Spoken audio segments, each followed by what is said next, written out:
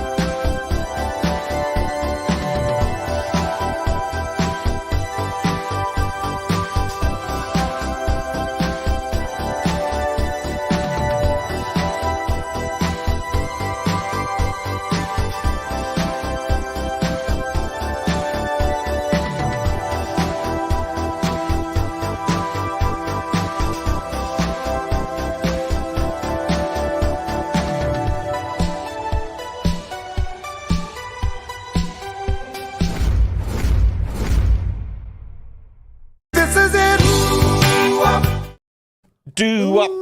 Oh, wrong side. There we go. Let's see if this music works and stuff. I did a reset. I couldn't sustain that note like you were doing. Got it working. Stuff. Oh, nice. I'm just dropping stuff in like Discord and such. Great. Neat. Dude. Grape sandals. It's like the best ginger ale. The best shua-peepees. Shua-peepees. Next, yeah. I will draw you under the table. Bring it on, bitch. Jovotronic. You think you can draw better than us? Jovotronic? Jovo? Man, next month you're in. Okay, you're in. I'll draw you under the table. Could you save that prompt? Yeah. Drawing under the table. Under the table? If we're under the table, that's what you're drawing. That could be like salacious, you know? I don't know what that word means. Just under the table stuff, you know? I know what happens under the table, if you know what I mean. Do you know what I mean when I say under the table? It's under the table. Facebook. Not over the table. I'm fixing the Facebook situation. I'm just running pilot here for a quick second. Just to get things producing. Going. I'm virtually producing. Shut the hell up. God. And yeah, here we go. Wait a minute. We're going live too. You have a fun nickname. You just have a fun nickname. Jovotronic. Yeah. Jovotronic. It is a fun nickname. Sounds like you robot, Jovotronic. Jovotronic. You have chosen. I also see Hunchy here. Wow, Hunchy. How are you? Hunchy is here. He's got a fun nickname. I do like I feel like it's so common for Twitch streamers to like pretend they're getting ready by having the little countdown thing in the beginning. I don't think it matters anymore. But really they're like spying the comments. They're like, oh man, am I getting engagement? So I like the idea of us just unmuting and the timer being there and you just hear us like burping or talking or whatever. I like that. I do too. Something about that. Like, you're hearing us get ready and like energy level increase. You know? What's the term in TikTok? It's get ready with me. GRWM. I don't know. Get ready with me. It's a thing in TikTok where you get ready with the person and it's them like doing their makeup and everything and they're just talking about their day. Right. Get ready with me. So maybe that's our get ready with me minute. Yeah, just get ready with us. We're bringing the energy up. Because we've talked about it before. There's a certain sense of arrogance where you're doing a countdown. Like there's people, do you remember our first few streams? We were doing like 5-minute, like 10-minute countdowns. Because we wanted people to shuttle in and we were like, oh, all the fans are going to show up and they're all in chat talking before we show up. And now we're just like, whatever, we're just going live. You just don't get to the good stuff until time has passed. Another prompt worth drawing.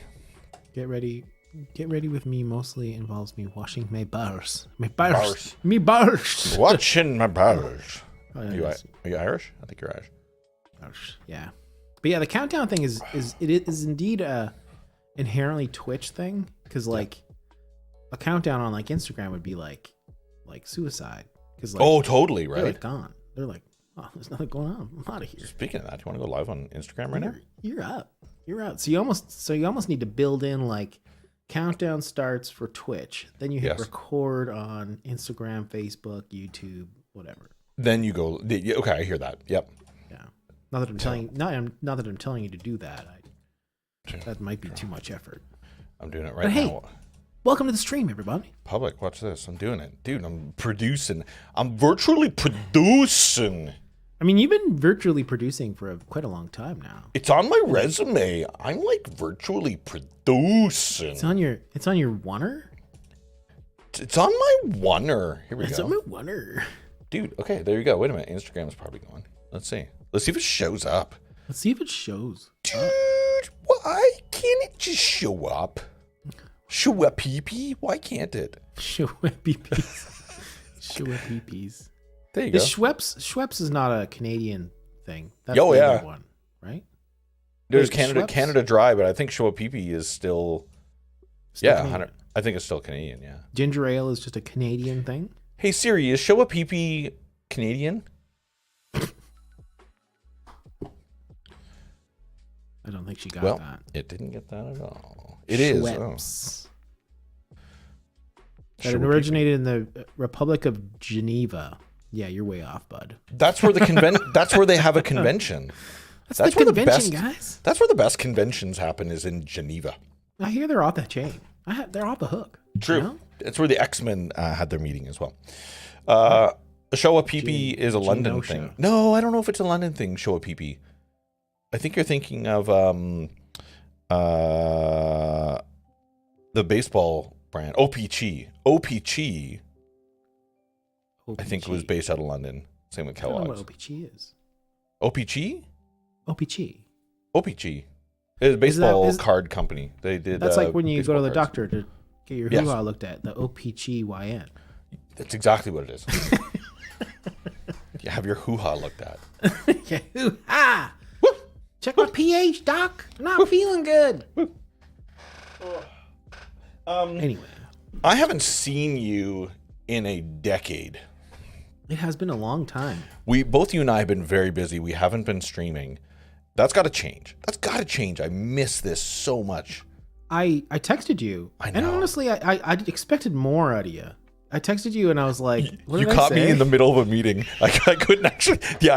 The super irony was I was in the middle of a meeting and I was like, yes, you're right. Cool. Yeah, what did I say? I said, it was like really like heartfelt. I was like, I was a guest on an upcoming guitar-related podcast, and the whole time I couldn't shake that I wasn't staring into your dumb face. I missed the regular Thursday check-in, and you just send back the Steve Carell thumbs up, and that's it. I do have to admit, I couldn't. I wasn't in a position where I could actually write anything else heartfelt. So I did have a moment where I could be like, what was the most heartfelt GIF I could send? Yeah. Oh, man, that's funny. Yeah. But you would have read between the lines easily, right? Yeah, 100%. I miss you so much. Jove, you don't have an ex-wife. That's true, but you do miss me a lot. That's true. Thank you. I miss you so much. Jove is, oh, my God. Jove is one of the best and coolest people. I would argue that he's probably equal to as cool as you. Oh man, so he's a loser. He's a big dumbass. He's a piece of shit. He's big nothing. Yeah. Poopy loop. Yeah. Anyway, yes, we do need to get back into a rhythm, I think. Vibrating weird. Yeah, I think we just need to check in. Target Hi-Fi tomorrow. Target Hi-Fi? No, not Target Hi-Fi. You're thinking the diner. Hi-Fi diner Hi-Fi? You're thinking he's saying high five, like look at your elbows and five, right? Plank. Plank 'em. No, plank 'em good. It wasn't called Target Hi-Fi. Was it called Target Hi-Fi? I don't understand what is the context of what you guys were saying. That wasn't the diner. Was it called Target Hi-Fi? Oh yeah. God, really? Yeah, man. Shwippies. Shwippies. Target Hi-Fi. Now, it's a total place. It's a total other place. It's a total other place. Target Hi-Fi, London. Here we go. Why do I not believe you? Holy cow, that is what it's called. I didn't know that's what it was called. Holy shit. Yeah, okay. That's Target Hi-Fi. It was a diner that we frequented. No, it isn't. That's not at all what it is.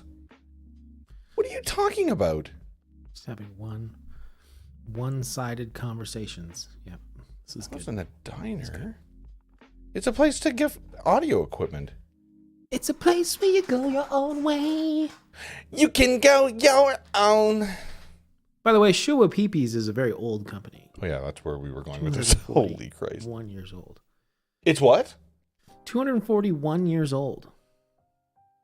In the late 18th century, German Genevan scientist Johann Jakob Shua Peepee. Johann Jakob. Campus Hi-Fi, that's better. Thank you. That's 100% what it was. Sorry, Danny, continue. Yeah. No, he was just making Shua Peepees.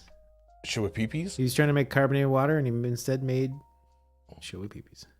Should we find that clip? Does that clip exist? You were wrong. You're willing to admit it. Thanks, Jove. I felt like you were wrong. TikTok ginger ale. Yeah, that was pretty funny. Oh, that had me chuckling. It had me. Oh, hey, hello, Takas. I do this every time. Takasaki Atelier. Sakatelier. Sakatelier. Takasakatelier. Wow. Sakatelier. That's what? Can I try something? That was hard. Watch this. I think I did it right. Takasaki Atelier. Nope. Takasaki Atelier. I was getting Wisebot to up and running and I messed it up. Campus Hi-Fi. That's better, Jove. Thank you. Campus Hi-Fi. Campus Hi-Fi is the place you go when you're super drunk. Nice. Breakfast. The morning. That's where you go to breakfast. Breakfast. Really good breakfast.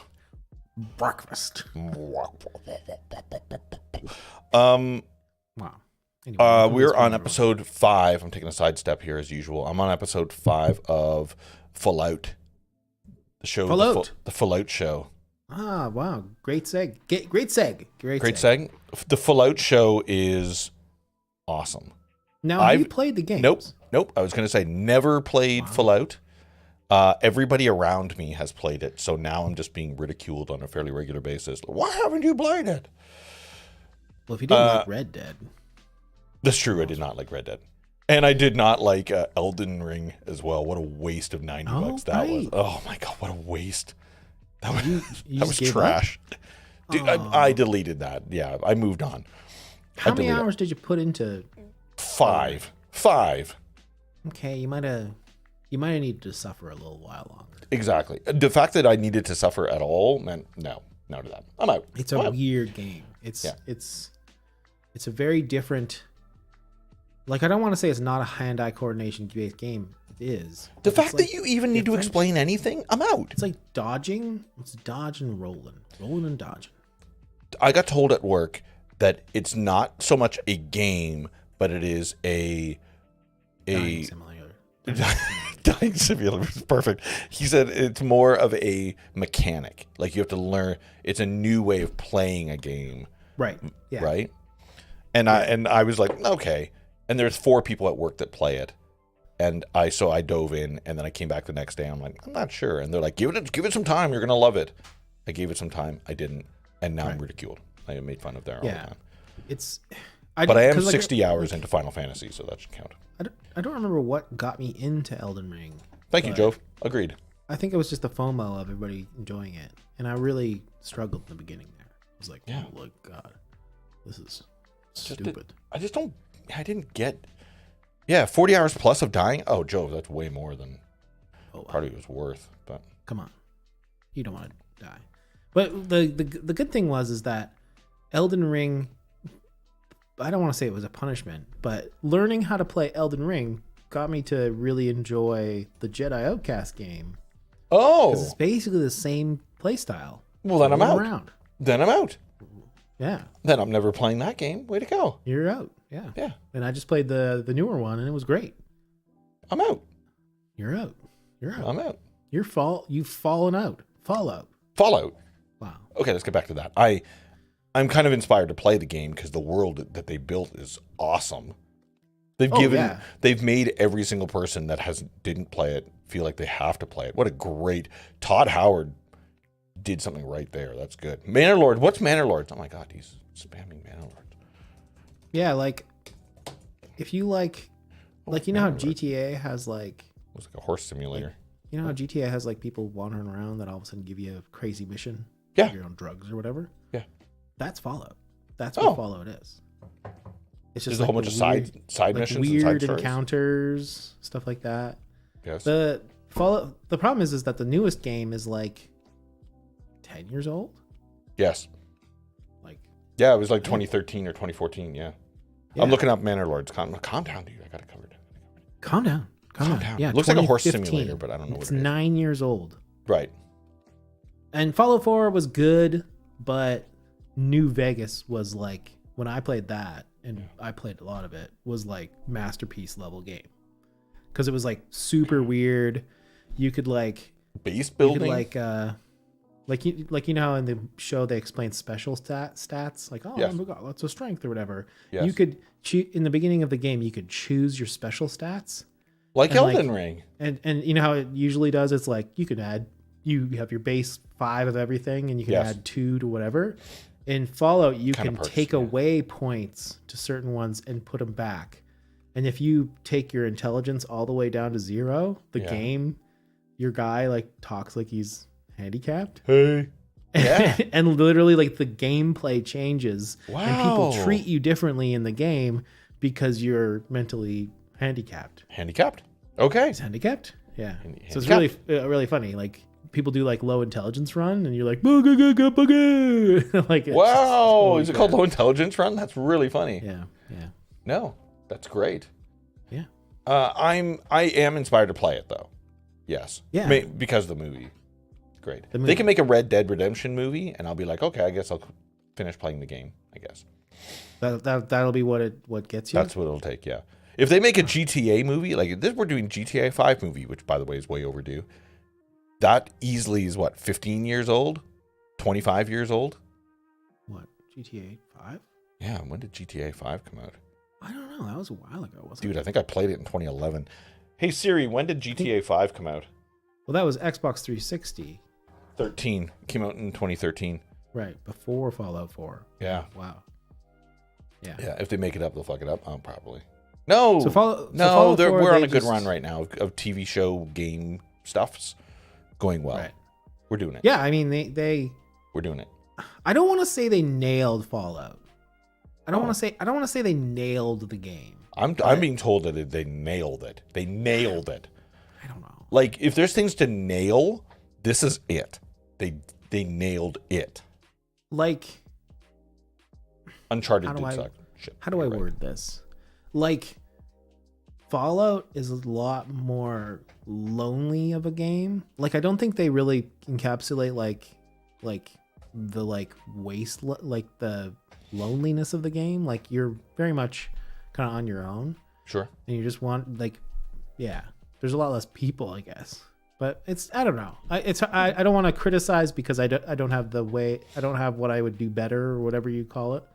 But no, the best thing about criticizing is not giving suggestions on how to make it better. That feels so good just to hate. It sucks. Mm-hmm. Yeah, but it was really good. The show was really good. It didn't let me down because Fallout is my favorite game franchise of all time. Is it really? Absolutely, without a doubt. Yeah. Like pre-Bethesda to Bethesda. Yeah. Wow. They're just like the world is good. Like, okay, you get to listen to like old timey music, wander around. Oh man, wandering, dude, wandering. Yeah. Though the crappy part is that like, oh, is he zooming out? Yeah, I'm He's zooming back in. Yeah. The crappy part is that apparently it's forbidden to develop the game other than Bethesda, the main Bethesda developer.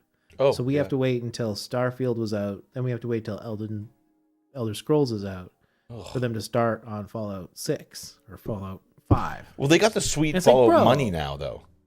They got start a red carpet. They can just do it now. They can just create a whole new division and go, hey, Elon, I know you're bringing back all those Cybertrucks for repairs, but give us a few dollars because we have just a smooch. Because we have a new game to make. What do you think of that? And he's like, well, sounds good to me. He's like, he'll do it. They're like, all right, we'll pay you $55 billion. But we're going to take this $1 billion and make Fallout 5. We'll do you a favor. We'll buy X from you. Yeah. X going to take it from you. X going to take it from you. It all comes back to DMX. That was funny. Red Dead Redemption was the best wandering game. It was, Horse Simulator is what that was. I didn't Red Dead was a good wandering game. Yeah. I'll go back to Red Dead. The reality is I will complete Red Dead. That goes without saying. Just not anytime soon. I'm playing Final Fantasy VII right now, Rebirth, and I'm 60 hours into that, and it feels great. I love that 60 hours in? Mm-hmm. 60 hours in, and I'm really enjoying it. I'm on the end of chapter 11 right now out of 14 chapters. I'm enjoying it. Okay. It's great. Maybe I'll go back and play the original 7. I don't know yet. I don't know about that. Maybe. It's possible. I mean, I like the original 7. Trash. Have you played the original 7? No. Wow. My first Final Fantasy was 15. Yeah, well, you're in for a treat. Dude. The original I'm going to get a treat? You're in for a treat. I'm in for it. You're in for it. You're in for it. You're in for it. You're in for it. You're in for it. I'm in for it. That didn't come out right. I'm in for it. Okay. That was weird. Oh man, my camera's like, that's not a face. You've been doing a lot of videos these days. You're not using that camera, are you? You like treats maybe too much, Dan? Oh, that makes sense. Who doesn't like treats? I'm responding to Instagram, by the way. Some Instagram. Well. You like treats? Maybe too much. That came out of nowhere. I like this green microphone. Into it. Beans, Queen. Good to see you. What's up, Queen Zombeans? Queen Zombine. What was I gonna say? We did Show a PP. We did Fallout. Yeah, Fallout. Do either of us play D&D? I was trying to think of something sarcastic. What is D&D? It feels like you know when you go to a party and you're like, all right, cool. You got a couple beers. You got friends all around you. You got all the rousing conversation. Yeah. And you go to the party and someone brings out Settlers of Catan. Right. And the whole party just freaking dies. Dissipates. It just dies. The whole vibe is different. Everybody's mad because they're trying to figure out how the hell to play this game, even though they've been taught how to play it a million times at other parties that have died. Yeah. That's what I think D&D is probably like, but for like hours and hours and hours of that. It narrows down your friend group in the house at the moment. Taco, to be clear, I know exactly what Dungeons and Dragons is. Sorry, I know exactly what it is. I was trying to find something sarcastic D&D would stand for, and my brain wasn't moving fast enough. Dicks. No. I think I would like it, but I think it would be like classic Monopoly, where you're like, this game's fun, and then like 4 hours in, you're like, can we just end this? Yeah, with the whole foot skis. Yeah, that's awesome. Yeah, just I want to go to bed. Yeah, where it lasts 6 literally days. Yeah, and I'm also very terrible at. I have a very poor memory, so I feel like I'd be bad at like remembering what my traits are that I picked of the guy. I'd have to have a real novel of like, he did this. That's why you got to have notepads in front of you. You got to like take all your like stats. You got to have everything. You got to have a backstory. You got to be like so deep into your character in order to do it. Right. It intrigues me, but it's just so mentally taxing. I assume it's the same as like if everybody just got together to watch a hockey game. Right. For the 4 hours that you would normally just watch a hockey game, you could be pretending you're an elf, which is cool, or a dwarf, and fighting. That's awesome. Right. That is cool. But there's no real, like, I think what I've got a problem is with D&D is that if you commit to it, like you said, you show up, you're in character, you're doing it nonstop for 4 hours. I don't think you have to do it. But with like a hockey game or something like that, you can be like, oh, these guys are losing. I'm Bye. off. yeah. I'm moving on. Yeah. I feel like doing something else, you know? Let's put on American Idol or something. Yeah, exactly. Yeah. Oh my God, don't talk about that. I just watched that for the first time 2 weeks ago in years. You watched American Idol for the first time. For the first time in like 2 years. It was or more than 2 years, many years. It hasn't been cool in a long time. Wasn't that exciting?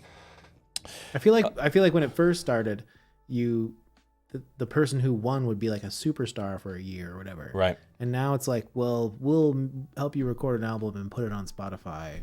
See you later, bitch. Like, that's 100% what it is. Yeah. Yeah. I think promote it yourself, bitch. Just do it. Just do it yourself. Just put a Facebook story up and everybody will love it. Everybody will just if it's good, people will find it. I can just hear the record executives. That's exactly. If it's good, it'll take off. Don't worry. Be patient. You gotta grind the Instagram. You gotta create those assets. You gotta do everything and get your brand going, and then maybe write a song that's actually good. Right. Maybe. Right. Maybe. Right. Or you partner with somebody else who wrote a good song, and then you take all the credit for it. Or you just make it half tempo and you make it an 80s song.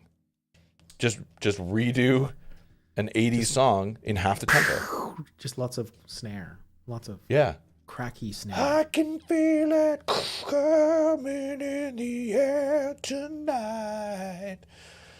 Cool. Just do it. Wow. Just do that. Just do it that way. And then fame will happen. When people search for Philip Collin, they will find PJ. PJ. I've seen the picture. Yeah. PJ. I've seen the picture. PJ. Yeah. I'm going to bring it home, by the way, and I'm going to put it right there. Oh, right. Yeah, definitely. Now, I heard that that new Taylor Swift album is bad. But I've only seen like memes of it, so I don't know if it's actually bad or not. But are people hating just for the sake of hating? Sometimes that happens. Yeah. It's fun to hate, but in this case, is it actually pretty good? I have no idea. Does she know her target demographic? I know she's got that hot producer that she works with, Jack something or other. Jack Black. Jack Circle Glasses. Yep. Jack Circle Glasses. Jack Circle Glasses. Yeah. Mm-hmm. So I don't know. I'm sure it's good. Why wouldn't it be good? Why wouldn't it be good? By the way, holy crap. Our mutual friend Dustin showed me Suno. Who's that? Have you heard of this? No. Here we go. Let me see if this works. We're gonna get a DMCA strike? No. Are we doing it? Specifically, will not get a DMCA strike. Why? A Delta. How do I log Delta in? Michael Charlie Alpha Sign strike. up. Oh. Create your account. Let's see. Ooh, whoa. That was me. Okay. So I only have 40 credits yet. So we gotta make this work. Okay, here we go. You know that I'm a big console gamer, but is PC gaming a thing here? No. To share audio, share no, tab instead. I love to hate PC gamers like mimes and clowns. Like, they're very different. I don't know what I'm talking about. Yeah, okay, we're good here. So, have you heard of this? Suno? No, what do you got? Could I have a prompt for a song, please? Chat. Prompt for a song. Prompt for a song. For the record, we're gonna get into drawing in a bit as well. Yes. Are we? I don't know. Probably. We're gonna see how we do. We're in the art channel right now. So unless someone says in the chat, "Hey, what happened to the art? What's going on with the art?" I ain't drawing shit. She took the dog and his car. She took the dog and his car. Go for it. Okay, so a slow ballad 80s track. No, ska. Oh no, that's fine. Oh, ska. Oh, yes. A ska song. A ska. How do you say that? Ska. A song in the style of ska. The style of ska. Which, as you're doing that, I want to remind everybody that the theme music to America's Funniest Home Videos is ska music. Right. Yeah. Yeah, it's the only theme music that's actually ska. About a dog. I'm gonna spice up this. A song in the style of ska about a dog stealing a man's car. Oh, that's good. All right, AI, help me out here. Artificial intelligence. This is kind of weird. Like, this is this song's called Skankin' Paws. Skankin' Paws, son? Oh, we're skanking paws. Okay. Why wouldn't you skank paws? What? All right, here we go. Oh, my love, my friend, you know. What? It's been a while without thinking of you, but the thought makes me smile. Oh, I'm sorry. That wasn't the song. Why? That wasn't it. Woke up one morning feeling so blue. Stepped Better. outside my house, my heart it did pursue. But to my surprise, what did I see? My car was gone and my dog, he was free. My car was gone and my dog, he was free. What? I called the police, they said they'll keep a lookout. But my dog, he ran away with a mischievous mouth. He may be small, but he's got big dreams. Driving around town, causing chaos it seems. Skanking paws, rolling through the streets. My dog's a thief, causing mayhem. Oh, so please, skanking paws, he's got the pedal to the floor for stealing my car. He's got me begging for more.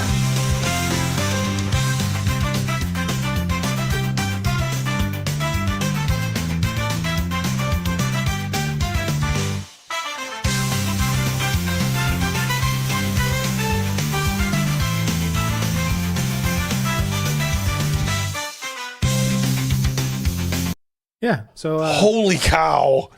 yeah, that's Queen, you own that song now. That's a good topic. that's That crazy, huh? is crazy. Like, It's called the- Suno?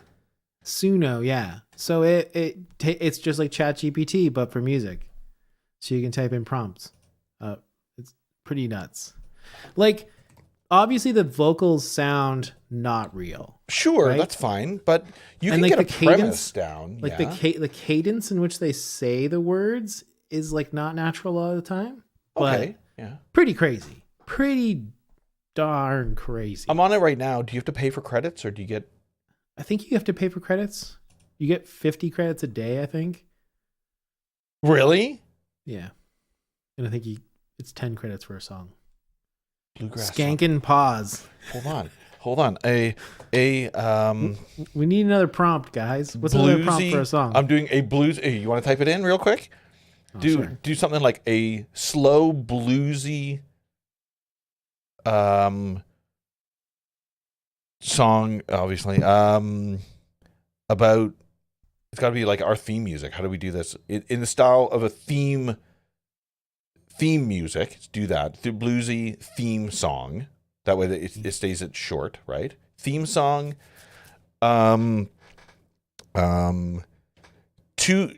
About two guys that love chatting in the office and decide.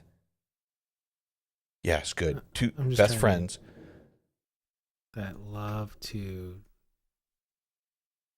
I was going to say about talk in the office, nonsense. and they decided to move their talks to an online live stream. I want to know the story. okay. You know? Talk about. Okay, let's see how about best friends who that love to talk about random subjects. Pop culture. Okay, So random. Yes. Oh, right, Yeah. right. Pop culture subjects. So Good. they started a podcast. Good. Now a slow blues song does that No, encapsulate- change it from blues. Now that I've got theme music in mind, in the style of like Night Court or something like that, like funk or you know what I mean? Like I want like I don't know. I wonder if you could just keep it as a theme song, like an '80s theme song. Perfect 80s theme song. An 80s sitcom theme song about two best friends that love Beautiful. to talk about random pop culture subjects in the office. So And they they- started a theme song, or started. So they started a podcast and brought people together so that they all could talk about. That's too much. I'm not. Is that too much? Okay, go for it. Yeah. It's too much. Okay, go for it. All right. I think it actually gives you two options too. There's a time for love and a time for living. I hope this is. Okay, the song's called "Random Talkers." Yep, random All right. talkers. Yeah, it's good. I like Skank and Pause. Skank and Pause was good. That was very good. The fact that it took really quick implies it's short. Yeah, you can extend the song, I guess. Okay. To infinity, apparently. Okay. All right, here we go. Oh my God. Working 9 to 5 in a world so alive. Two friends in the office talking jive. They love pop culture, it was their obsession. So they teamed up, had a brand new mission. Started a podcast, just like a dream. Talking sitcoms, movies, and all things extreme. From Star Wars to the A-Team, they covered it all. Their conversations, random talkers that chatter all day, diving deep into topics in a fun, crazy way. In the office or on their ways, they spread the cheer with their podcast. They had nothing to fear. Working 9 to 5. Wow. In a world so alive. Oh, It's Ed Sheeran? In the office talking jive. They love pop culture, it was their obsession. So they teamed up, had a brand new mission. That's Ed Sheeran. Started a podcast, just like a dream. Talking sitcoms, movies, and all things extreme. From Star Wars to the A-Team, they covered it all. Their Ooh, nice. conversations, they never let it stall. Ooh. Random talkers, they'll chatter all day, diving deep into topics in a fun and crazy way. In the office or on airwaves, they spread the cheer. Their podcast, they had nothing to fear. Oh. Dude, that is crazy. That's good. Don't delete that. That needs to be exported, and we got to keep that. That's really good. How do I download this? Do we like the first one better? First one. I love the first one. Working 9 to 5. Yes. In a world so Ooh. Ooh. Ooh, dude. Oh. Oh. Oh, that's really good, man. Skank and Pause is good too as well. Skank and Pause. Oh, what a great world that we live in right now. Isn't that freaking nuts? The chord There's a- progressions are interesting. They're pretty straightforward. It's the syncopation of the vocals that's interesting. Yeah, yeah. It's not quite. Yeah, it's not quite like the way they end things is weird.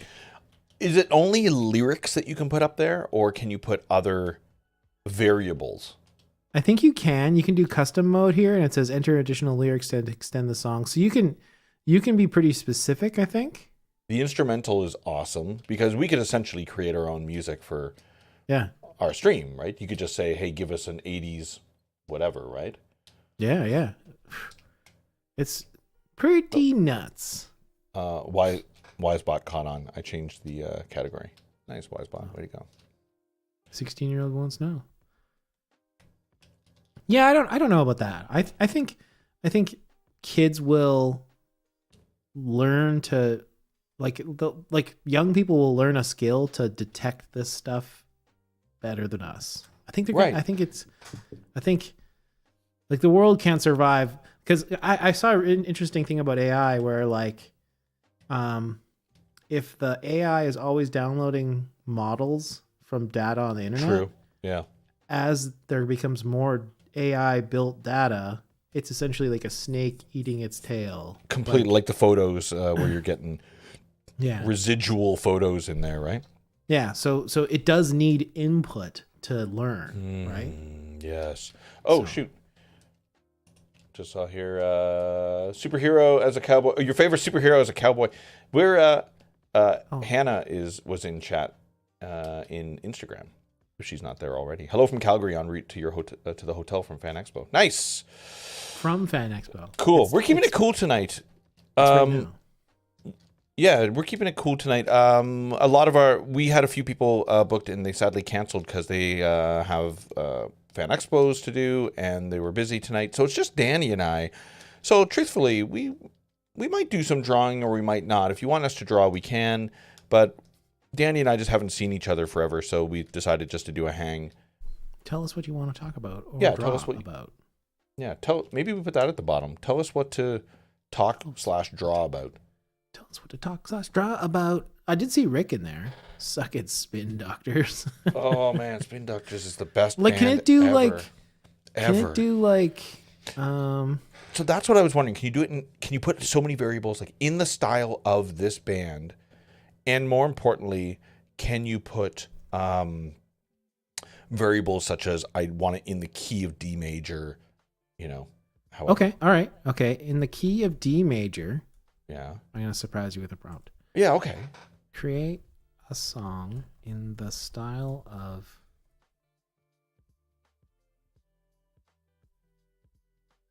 And give me one more variable on it. If you could say, put a key change in the middle of the song, somehow. Key change. Right. Going from major to minor, or like I'm trying to throw deeper variables in to see if it can actually recognize musical terms, right? Okay, and then like, please add a modulation. Did you say please? Are you asking a computer please? Yeah, I said please. Please add Okay. a modulation in the bridge. Yeah, modulation in the bridge. And be specific. Oh, you know what? Have it go up a sharp 4. Tritone up. Shit. Tritone up. I didn't. It's already. I don't have enough credits to do that. Oh, okay, go for it. You're good. This song is called Pocket Beats. Pocket beats. Pocket. Okay, beats. so I'll play the song, but don't look at the prompt. Okay. I don't know if you can. I want you to guess what the prompt is. Oh no! I pressed create again. Oh, I just wasted credits. I'm not looking at it. Go for it. Pocket Beats. I'm a virtual producer making beats in my room, tapping on the keys. Creativity blooms. But when the moon rises, I've got a secret gig. I grab my sticks and I start to dig. I'm no light as a drummer on a wild stage with my absurdly small drums. I bring the rage. People look bewildered when they see me play, but the sound that we make, it blows them away. In the key of D major, we rock the crowd with catchy melodies, they're shouting out loud.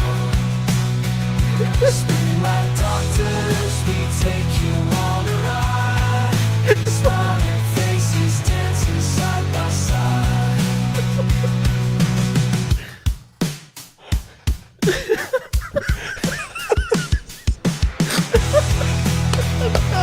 That's so funny. It's so weird.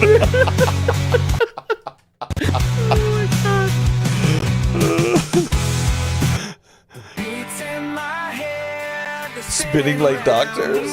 I'm a virtual producer making magic sound. Late at night when the moon is shining bright, I grab my sticks, my drum so small it's out of sight. They say my drums are tiny, but don't let that deceive. I'm the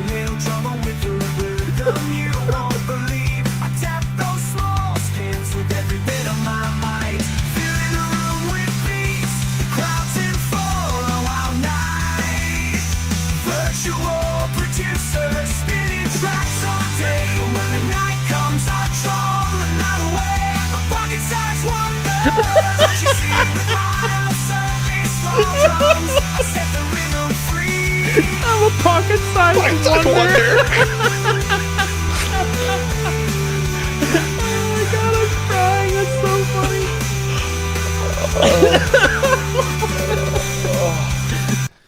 Pocket-sized wonder. I'm a pocket-sized wonder. Oh, god damn, that's so good. Okay, so I don't know if that was in the key of D major. Oh, I didn't But- actually note. Hold on. What was it? That is really funny. No. Oh, maybe.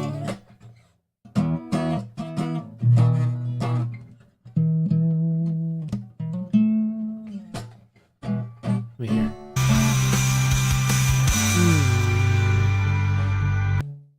Do it Yeah. again. Do it again.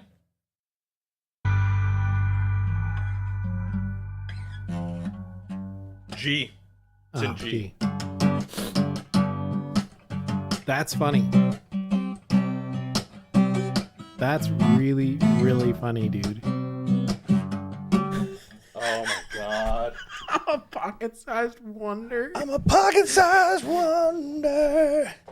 Yeah, dude, that first song where it's like, I moonlight as a drummer on a wild stage with my absurdly small drums. I bring the rage. People look bewildered when they see me play, but the sound that we make, it blows them away. God, that's funny.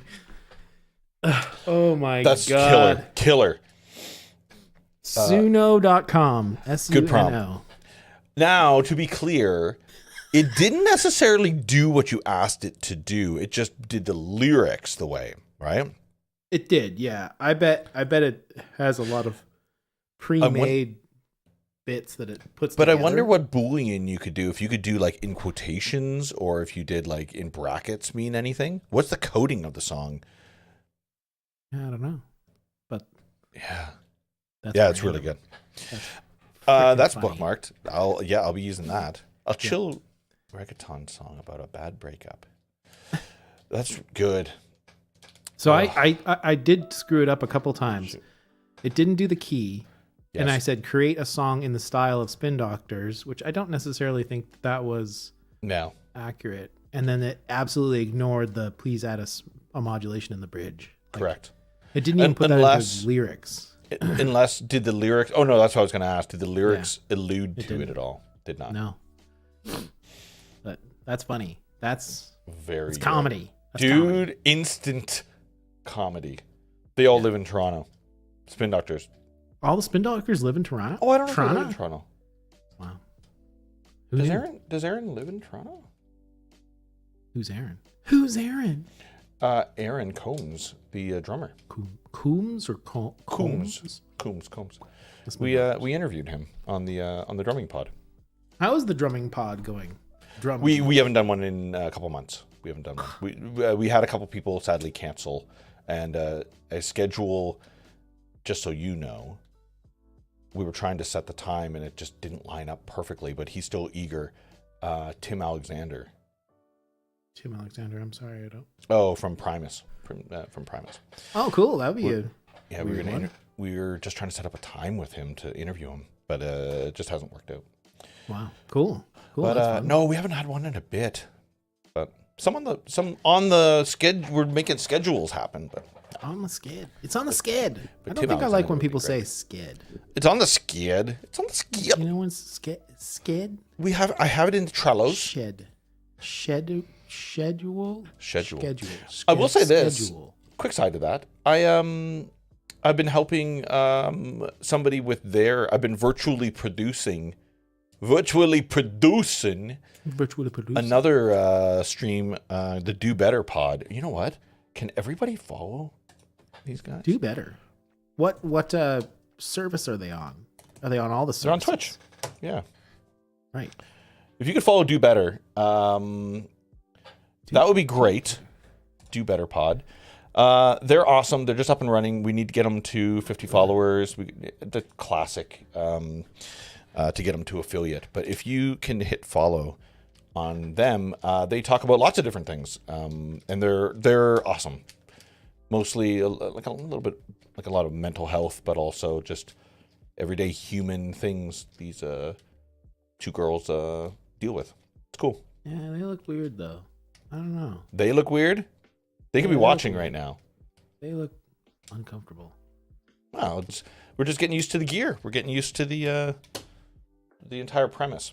They look But like their they're up to premise no is good. exactly the same as ours. Like both Emily and Bryn, they get together and just sit in the car and just talk for hours, Right. right? And so they were like, well, why don't we just live stream us talking? And now they're trying to figure out what their topics are going to be or figure out what their premise is going to be. But in the meantime, they're going to hang out regardless. So they might as well go live. So if anybody is in their chat, maybe, I don't know, help them on their journey, you know? Yeah. Get him going. Here. Rick, 1, 2 princes. Here you go. Just go ahead now. I gotta Yep. follow them with the proper one here. Cool. Don't like that. Oh, I need to add a security measure. My Twitch verification code. Twitch verification code. Do better Pod. podcast. Just pod. Do better pod. Do better pod. Yep. And they're Oh. in, like I said, do you remember our first few streams? We talk about it all the time, but we really, God, we still haven't figured it out. But it's really like, what do we do? Who's our people? Where do we, you and I are just hanging out. And the more that people jumped in chat and gave us things to talk about, that we figured out over time what people wanted, right? This isn't the first stream. Every stream feels like the first stream. Every stream feels like the first stream. Every time. But they're still figuring it out. They're on stream number 5, maybe 5. Oh, one of them's got a fun microphone. Yellow. The handheld. Yes. Handheld. Bryn. Oh, any mic can be handheld. Come on. Any mic can be handheld. Come on. Sorry, I got a cough. Oh, gee. Oh, gee. Sorry, I That was aggressively. had to cough. Now I could subscribe to them with my Prime, but You can't. happening. They're not above 50. oh right. No, we need to Well, get I them to followed. 50. I did my due dilly. You did a due diligence? I did my due dilly. Yeah. This isn't a due dilly. So this is a so do- AI music is coming. This is a do right. Do Better podcast. Follow them. Yes. If you're new here, follow us and follow the Discord. Get in the Yeah. Discord. Rile that place up. Rile it up. Wait a minute. Oh, that's good. Taka is already drawing. That's so good. I saw it there, Taka. That's great. Oh my god. Okay, let's pull it up. Taka, do you want to draw something? Yeah, what do you want us to draw? Maybe we tell you what to draw. Look how great that is. Taka, you're good. You're really good. Oh, that's so great. Wow. He is He is wizardy. Damn, that's Can you, really like- good. Can we have that? Like for real? That's so good. Can I'm we have that? so jealous. That is so great. Can you like finish that and we'll like PayPal you money? Yeah, agreed. Yeah. Hello. Matter of fact, That was good. Thank you. I'd be intrigued Wow. to put that as our background art. Holy jeez. Yeah. That's what we need, actually, Taka. See all everywhere around us here, this background? That was back when we used to talk a lot about video games. And we just never changed that background. I made that, I dropped in all the controllers. And then we haven't changed that in like 3 years. We're due for a new background. So if anybody has any suggestions on a new background image, that'd be great. Yeah, please. Or Taka, Please, if you would guys. be so inclined as to make one, then I will just use it. I feel like I play the same amount of video games, but we don't talk a lot about video games. I mean, we did talk about Fallout. Fallout is a video game. Well, it's just video game is one of the pop culture things we talk about. We'll talk about Fallout. We'll talk about a Star War. We'll talk about Taco Bell, chili cheese burritos, which are also known as Chilitos, by the way. Chilitos. I haven't been to Taco Bell in a long time. Chilito. A little inside news. Always order a Chilito with sour cream. Wow. Yeah. Because then Does that guarantee they a fresh fresh one? make it. They make it right away. Yeah, it doesn't take that. I knew it. You I totally knew it. know it. Yeah, I that's knew it. great. Yeah. They changed the recipe. They changed the recipe? I don't know if they didn't they? Taco Bell. Yeah. Yeah, I don't know. I don't like if I was feeling food. Yeah. I don't know if Taco Bell would be very high up the list. Oh, let's be clear. Taco Bell it shouldn't be on the list. It shouldn't be on the list. But ... When you're coming home from a gig, like when I'm coming home, right? You're after a show, and the old Taco Bell is open, I'm grabbing a couple softies and having them. They're just good, regretful food. It's regretful, right? You know, right. I mean, we have white people taco night fairly often. Oh, white people taco night's fun. Because I mean, I just like the song. I know. White people taco night. I got my ground beef from the grocery store, shredded cheese from the grocery store, soft tacos from the grocery store. It just works. Yeah, right. It just totally works. Hannah, you can relax tonight. You can chill after a long day at Calgary Expo. We're just chilling tonight. I think we're doing a little bit of drawing. If you want to do some drawing, then you can message it to me and we can drop it in Discord. But is that cool, Danny? I guess. Yeah. Yeah, sure. We'll keep it cool tonight. I think that's cool. You get a popcorn chicken and Taco Bell. See, I liked the popcorn chicken. I was into the popcorn chicken, but one time I ordered it, and you know, like the drawer of a freezer. You know, like you have the fridge on the top and the drawer. Better, the drawer of a stove. You know, the drawer of an oven. Yeah. I ordered popcorn underneath. chicken once. Yeah. And they walked over to like an oven-looking device in their thing and went to the very bottom drawer and pulled it out. Just scooped these nuggies into it. Whoa! And I swear, it was like I was just like, they've been there like what? 3 days. Like, where was this? Yeah. So I got a little freaked out. Yeah. I got freaked. There was kind of a deal. My dad reminded me when I was growing up that you kind of don't want to eat anything that came out of a cocking gun. Right. And the cheese and the sour cream and just everything came out of a cocking gun. Yeah, exactly. Okay, we don't a little bit of air on the line. We don't need to exactly. We don't need to eat this, but it's still awesome. Taco Bell. Yeah, I mean, yeah. Taco Bell, KFC. Yeah. KFC, I can't do. I can't. So I remember it was our diet for a decade. You're right, Joe. Like, KFC. I remember it was like one of those nights where you're like, I don't feel like cooking. What do you want to eat? And me and Emily were on like totally separate wavelengths. She was like, I was like, I kind of feel like sushi or whatever. And she doesn't like sushi. So she's like, I'll just order something for myself. And she's like, I've been craving KFC. She's like, I'm craving it. And she ordered like it was this crazy deal. So she got like a standard bucket of KFC. And I will never forget. Standard bucket? Like a bucket. She was like, I'll get the bucket, whatever. And then you can have a little bit if you want. Oh my God, get a bucket of beak? Yeah. A bucket of beak. That's what we call it, the bucket of beak. Yeah. I couldn't believe the smell. It stunk. What do you mean? It stunk like rotten chicken. Like it was so gross. Okay. Like, yeah. And she's like eating it and she's like, this is inedible. This is disgusting. And then she just threw it away. She threw all the beaks away. Oh, man. Yeah. Okay.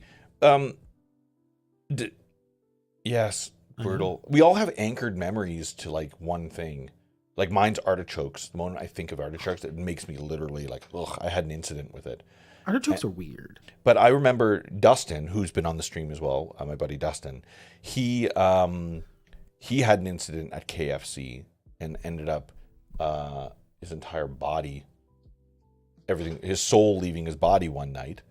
And then he's never had KFC since, I don't think. Like the anchored memory to such a bad experience. You try to watch when you can. I hope you can join me for the drawing show. I can't draw. Neither can we. I can't draw. This guy can, but I can't. All our ringers are unavailable today. Yeah, everybody was not available tonight. So you're just getting Danny and I hanging out. You're just getting us. We're drawing right now. This is just a tangent show. Actually. This is a tangent show. Yeah. So I understand that. Good to see you, Joe. Though. Thanks, buddy. I do understand like the anchored memories thing. Yeah. I don't think I could do KFC. But however, I will say, and I've asked my Japanese colleagues this before. Yeah. I said, I was like, if like is KFC better in Japan? Because there's like there's so much like reverence for the brand. Oh, and really? They're like, well, we don't know. We have no basis of comparison, but it's good. Okay. Like, really? Yeah. So I might, when I go to Japan. It's just fried chicken. Spoilers, but it's all about the 11 herbs and spices. It's all about the 11. It's like Dr. Pepper. 23 flavors. Dude, we got to talk about that in a second. We got to talk about Dr. Pepper. We got to talk about Dr. Pepper. Talking about how you make it hot. KFC in Japan is huge. Yeah. Do you know KFC's Twitter account? Have we talked about this? I don't think so. No. Hold on. I wonder if I can pull it up.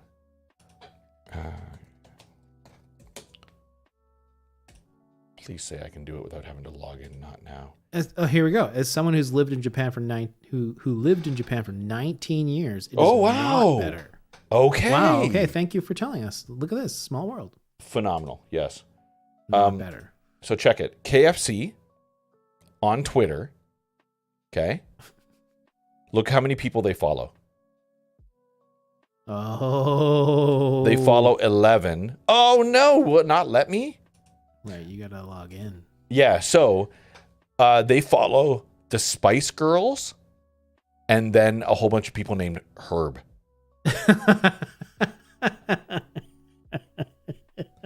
That's really funny. The account. Yeah, they follow, so it's herbs and spices is who they follow. 5 guys named Herb or Yeah. 6 guys named Herb. 6 guys named Herb and then 5 Spice Girls. There's Spice 5, Girls. right? There's 5 I think Spice so, yeah. Girls. Yeah. Ginger, Sporty, Baby. Scary and Posh. Yeah. Right.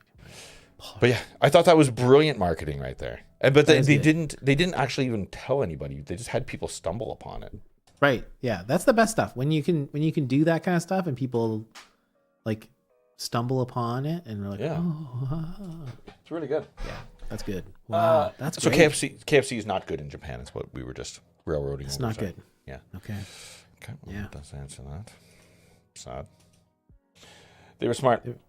People connect KFC to Xmas turkey. Christmas turkey. Right, because Christmas is not a thing in Japan, but interesting. they want to celebrate it somehow. Yes. Let's talk about tonkatsu and the incredible restaurants around that. So strange. So strange. Why is it so strange? Well, Jove was a chef, so that was his background. So he knows food extremely well. Jove food. Jove, yes. It's funny. We're going to New York next week, and I was sort of like, I want to go to like a Michelin star restaurant in New York. Oh yeah. I was like, and I watched like a couple videos on like the best Michelin star restaurants, and most of them were like really like you know, like that, like when you think like hoity-toity chef food, like which I'm not above. I'm not above at all. It was like the most extreme version of those, like when they're like scoobing stuff on the plate. Yeah. Like, coming out with bubbles and stuff. But there was one, it was like some Japanese guy who does like Japanese, what is the thing where they do the menu themselves? Oh, I don't know. There's a word. Where they design it themselves? Where they just show you the stuff. They just, here, we're doing this.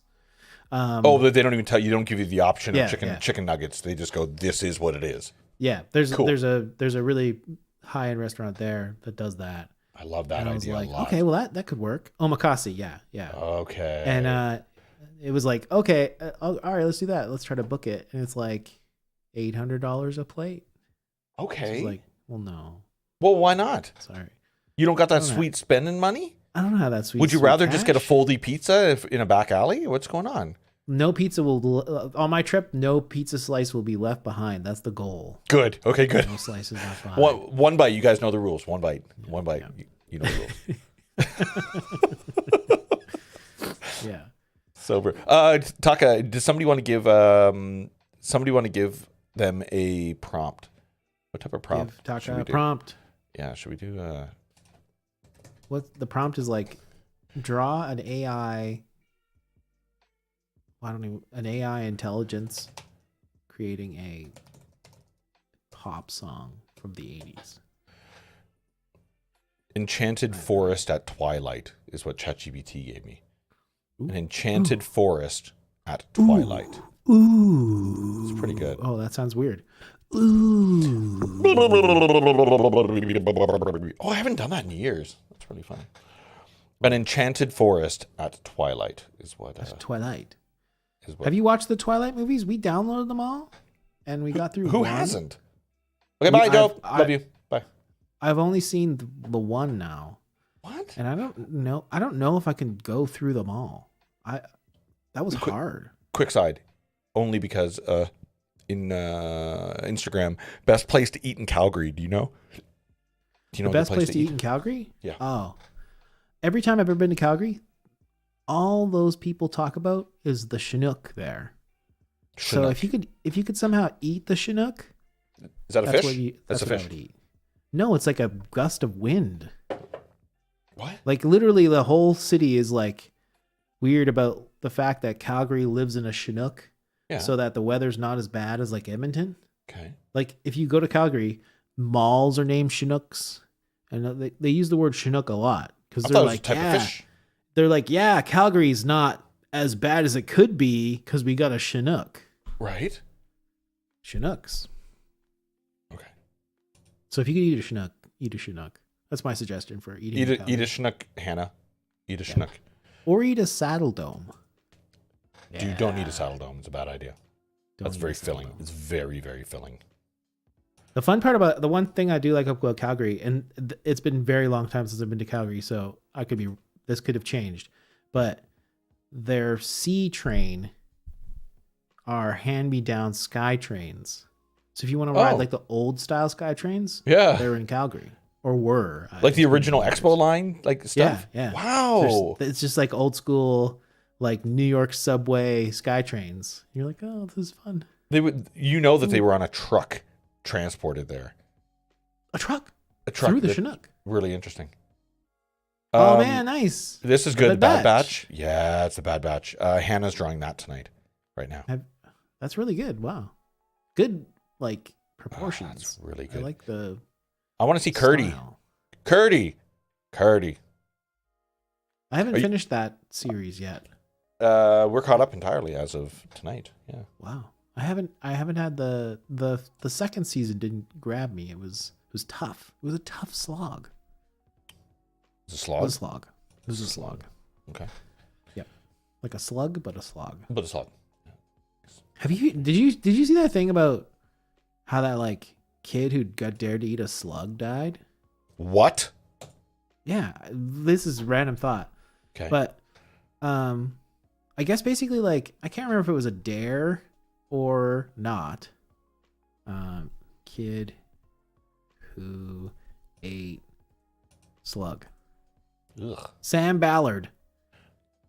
Sam. 2010, Sam Ballard, a teenager from Australia, consumed a slug as part of a dare by his friends. He was unaware the slug was carrying a potentially lethal worm that caused him to enter into a coma that lasted over a year, ultimately leading to paralysis. Wow. And he Wow. died. Rest in peace, Sam. Yeah, but you're not supposed to eat slugs. No, Don't eat you slugs. don't you put it in your mouth. That's a bad idea.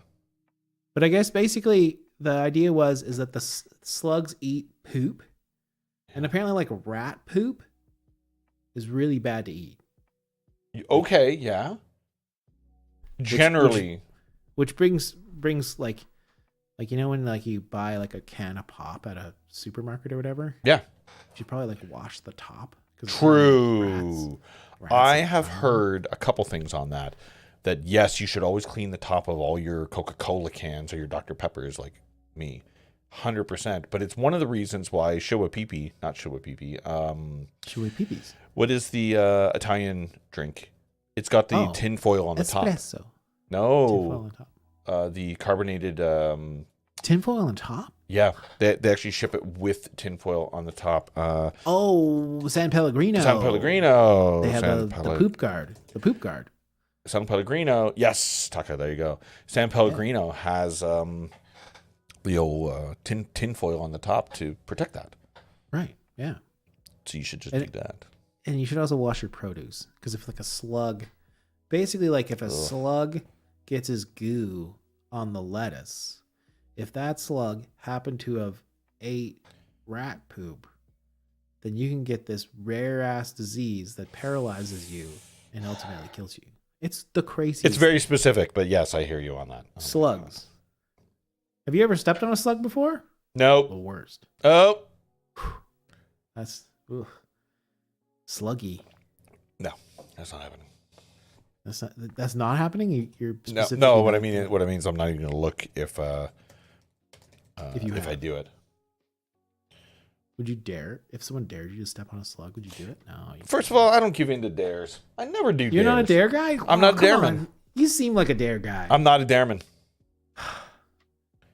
No, if somebody says I dare you to do this, I'm gonna be like, that's dumb. Up your ante. Wow. You give me money to do something, Double I'll do dare. it. But you just dare me to do it? I'm not doing it on a dare.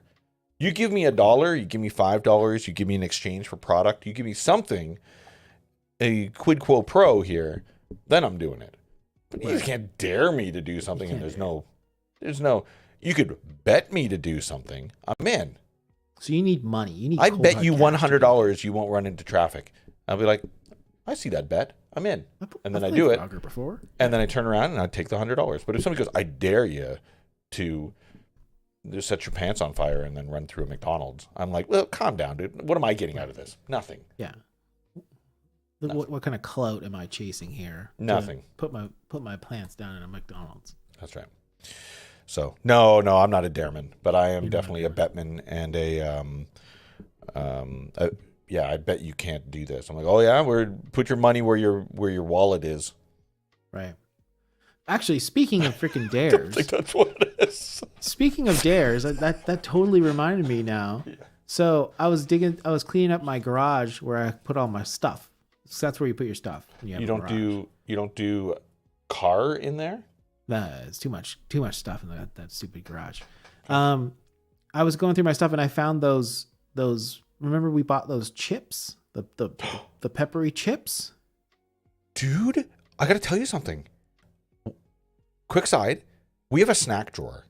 It was literally the first thing we populated when we moved into this place. Snack drawer where we keep all chocolates, we keep everything. Just tonight, I stumbled upon that chip. The chip.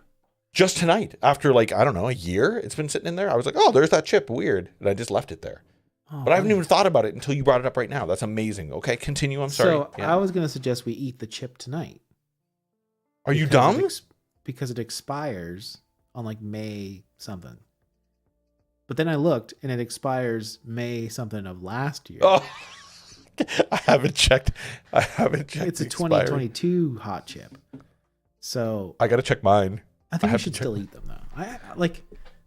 It couldn't be bad. I took it out of this room. I had it sitting right here for like a year. And then when I knew that Mags was going to come visit, she was going to sleep on the couch here. I took it away just in case she didn't wake up at 3 a.m. and go, oh, there's a chip. Maybe I'll just eat that. You can't trust that hot chip around like a 10-year-old. It's a bad idea. Yeah. So, no. Do you think she'd be stupid enough to eat a chip that comes with I love her to rubber pieces, gloves? But yes, it is very possible that her curiosity is over the top. Over the top. I got to mention one thing. So we just eat it. I went 3 months with, very true. I'll check my expiry date. I went 3 months without drinking Dr. Pepper. Oh, and I used to have like a DP every day. A sugar DP or a diet DP? Dr. Pepper, almost every day. A sugar DP. Every day in the afternoon. We have a vending machine at work, and the vending machine guy who owns the vending machine, whenever he would come in and refill it, he would just come over and give me a couple extra Dr. Peppers because he knows that I'm a big fan of it. So I love Dr. Pepper. Somebody bet me, didn't dare me, somebody at work bet me $10, which, by the way, now that I think about it, he owes me $10. He bet me $10 that I couldn't go 3 months without a Dr. Pepper. And it was honor system. Bet. It was on our It's a system. dumb bet. It was fine. So we put a label maker over top of a can of Dr. Pepper and said, do not drink until April 8th. And on April 8th, we cracked it and I drank it. And spoilers, it had fermented a tiny bit. Okay, 3 months of No, sitting they don't in go bad. I don't know. It was a little sharp skis. It was a little sharp. A little But it was sitting in behind our counter at the shop for 3 months in Wow. many different temperate weathers. Right. I think that is the death knell of a pop is changing in temperatures. True. Yeah. So Wow. we did that from January 8th to April 8th. I didn't have a Dr. Pepper. And then I did. And here's the funny thing. I haven't had a Dr. Pepper since. I mean, it's just I'm done. whatever. It's just pop. Like I know, but I used to drink it all the time and now I don't. Now I just drink 4 more coffees in a day. It's fine. But I mean, I'm notorious for this. Is I forget I like stuff all the time. Oh, that's a great point. Like I'll have an avocado every day for like a couple months, and then I'll never have avocados ever again. And I'll be like, oh right, I like those. It's like that information just falls out. Yes. You're like, oh right, I had yogurt. Like yogurt was one where I was like, I had yogurt today, and I was like, damn, I forgot I like yogurt. Yeah. Like I'm so stupid. Yeah. It's only when if I get a smell of something or somebody mentions, like yesterday, somebody mentioned butter chicken, and I was like, oh, damn, yes. I'm Right. getting butter chicken tonight. And that was non-negotiable. I got butter chicken, Right. you know. You're like, I'm sorry. I'm like, I love that. I forgot that I love it, and I'm in the mood for it. 100% I'm having it. Right. At work yesterday, we were chatting about guac and how I judge people. Hot topic. Guacamole. And how I judge people in line, and I feel like I'm being judged in line.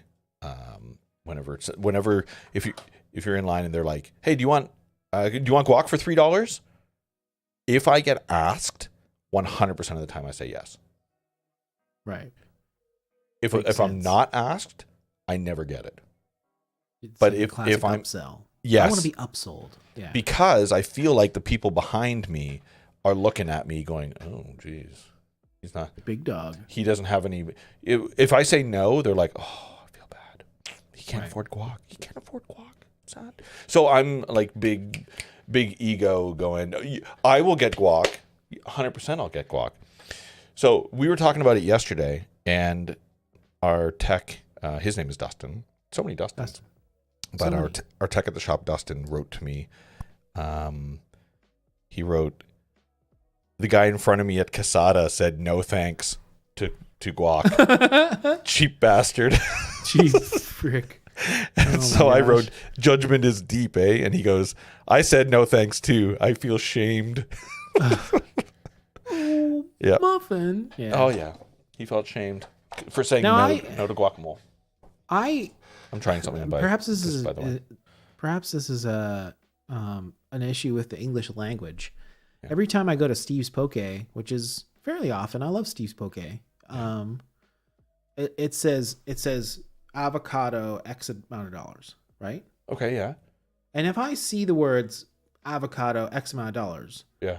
I believe in my heart of hearts that I'm paying for a full avocado, Exactly. Yep. right? Yep. It's not pieces of avocado. It's not some avocado. If it says avocado, $3, I want the whole shebang. I hear that. So when they cut it in half and they're like, oh, scoop a little half on there, I'm like, No, Bro. give me the whole thing. the whole thing. I would equate that 100% that when you're on a flight and you're like, oh, I'll have a Pepsi, please. They just give you ice and a tiny bit of the can, then they put the remainder of the can in the thing. You know what I'm talking about. Totally. Yeah. And I'm like, I always say, the whole can, please. I'll take it. Thank you. I always say, could I get a can of Diet Coke on Nice. the plane? Yeah. Because they give you like a thimble. Yeah. Because the It's like ice a takes up thimbleful. 3/4 of the cup. It's like, no, come on. Yeah. I will get no ice and a whole can, please. Totally. Yeah. I feel like me paying $2,000 for that flight or whatever the hell you're paying. I'm getting, give me a can at least. Yeah. You know? Yeah. But it always is under the wire. They're like, okay. I've had last year I went on quite a few flights, and it was always interesting to see the answer. And a very common answer I got maybe 2 or 3 times was, I don't know if I have enough for everybody. What? I'll come back if I do. And every single time they do. They Oh, come wow. back. So he gives me the little thimble, Yeah. and then he comes back and goes, "Here you go, buddy." Do you think that's a power move? I think he's just You get to sit on rage for 30 seconds or a minute or 5 minutes, and then they come back and they give it to you, and then you're like, oh my God, I'd forgotten. Thank you so much. Thank you. I think they're probably fishing for whatever's. I would do that. I think they're fishing. You've worked Which I retail. like. You've worked retail. Yeah. When somebody's like, hey, do you have this in the back? And I know 100% where it is. I'm like, yep. Let me check for you. Hold on. I go in the back, and then I'll just sit in the back on my phone for like 2 minutes. Just checking. And I'm like, oh my God, I had to dive everywhere. I was up at the very top. I found it for you, though. I found it for you. I didn't think we did, but I found it for you. And they're like, oh my God, thank you so much. You saved me a whole day of not having to shop on Amazon. You're a hero. You're a Yeah. hero. So I think that was a hero move. That was I think that was a pro hero move. Yeah, I think that was. I mean, I've had good luck with Air Canada. Like, it's funny, airlines are like very like, people are like, I'll never fly in Air Canada or whatever airline they do, because it just takes like one bad experience. So Sure. Yeah. every time I say I prefer Air Canada, someone's got to pipe up and be like, actually, Air Canada freaking sucks. WestJet. Yes. better." And it's like, come on. But I think that's one of my bigger bugaboos, though, is there's a thing on Facebook, which I hate Facebook, but it's a whole other conversation, called Rant and Rave, the Kelowna Rant and Rave. And so people rant about stuff, and spoilers, they rave about stuff. But double down spoilers, they love to rant more than rave. right. So somebody will go, hey, what's up with all the people driving twice the speed in the city? Do better. Somebody will respond with, yeah, you're right, that's all garbage. And then somebody else will respond with, yeah, this one restaurant makes really bad tacos. And yeah, I hate tacos as well. And I hate, like, the tangents people will take in a hate thread frustrates me. Stay on topic. If you're going to hate one thing, continue to hate that one thing. Hate tangents. I hate them. Yeah, it shows no conviction. Yeah. Right. Like, if I say I hate something, Yeah. I'm probably going to hate that forever. Like, Right. When I say I hate being told what to do, Yeah. there's not coming back from that. Right. I'm not going to. But if you were to say, I hate being told what to do, and then I'm like, yeah, well, I hate having to fill my car with tires with air every once in a while. Yeah. Well, the topic isn't hate. The topic is not being told what to do. Figure out what your topics are and stay within the realm of that. Well, I think you're seeing the selfish people, those are the true selfish people, where instead of responding to what was said, they're saying, well, no, this is about me now. Yeah. They're taking the mic. They're not listening to what you're saying. They're waiting for their time to talk. They want to be the ones in focal. They want to hate. They want to hate Chinooks. Oh, we're hating stuff? I'm in. Can I hate on something? No, you have to write a whole new topic about the thing you hate. That's how this thread works. Right now, we're hating this topic. You get to go to the top and start a new thread saying what you hate, and everybody else gets to talk about that they hate that too. Right. Stay in your lane. Stay in your hate lane. The hate lane. Stay in the hate lane. Stop with the hate tangents. Hate tangents. No, I don't hate tangents. That would be a lie. Hate tangents. Hate tangents. Wouldn't that be meta? Do you have any? That'd be meta. Do you have any, like? Tell me the things you hate. That would be just perfect. Yeah. Do you have any, like, new things that you've come to realize that you truly hate? Like fresh hates. Fresh hates. I got fresh hates. And I'm not talking like dislikes No, fresh or hates. bugaboos. I'm talking hate. skin crawling, butt puckering hates. Yeah. Here we go. One of my newest hates over the past year, since moving to Kelowna, is that everybody loves juicy peaches, and I hate juicy peaches. They're too juicy. That's a crazy That's a crazy thing to hate. They're too juicy here, and I always joke that they need to sit on a truck for weeks, being transported. They need to sit in a warehouse for multiple weeks before it gets to a Safeway in downtown Vancouver. They need time to turn into a nectarine, for that matter. They need to nectarine up. But Okay. people here are like, if you need a bib when you're eating peaches, then you got yourself a good peach. I'm like, no. No. Yeah. I want a bite of fruit and have the fruit be in my mouth, not all over my face. No. Right. So this region is notorious for very juicy peaches. I'm out. Juicy peaches. Not interested. Wow. I don't know how to feel about that. I don't know how to feel. Yeah. That's a wild one. I can understand from a technical standpoint. I can understand from a technical standpoint of getting into your mouth without getting your beard all goobed up. But I remember one time I had a peach in Penticton. Yeah. Not far from where you are. Mm-hmm. And that was such a good peach that I've been chasing that peach dragon. Was it my juicy? entire life. That's where the good. That's where those peaches are, by the way. Peach land. There's a It's land. literally, Full of you them. took the words out of my mouth. It's called peach land for a reason. But they literally are off the vine, or however you have peaches. Boom. They're and then stone you bite fruits. it, and then they literally like just fall apart in your face. And, Yeah. Yeah. So you liked that though. You had a good experience with a juicy peach.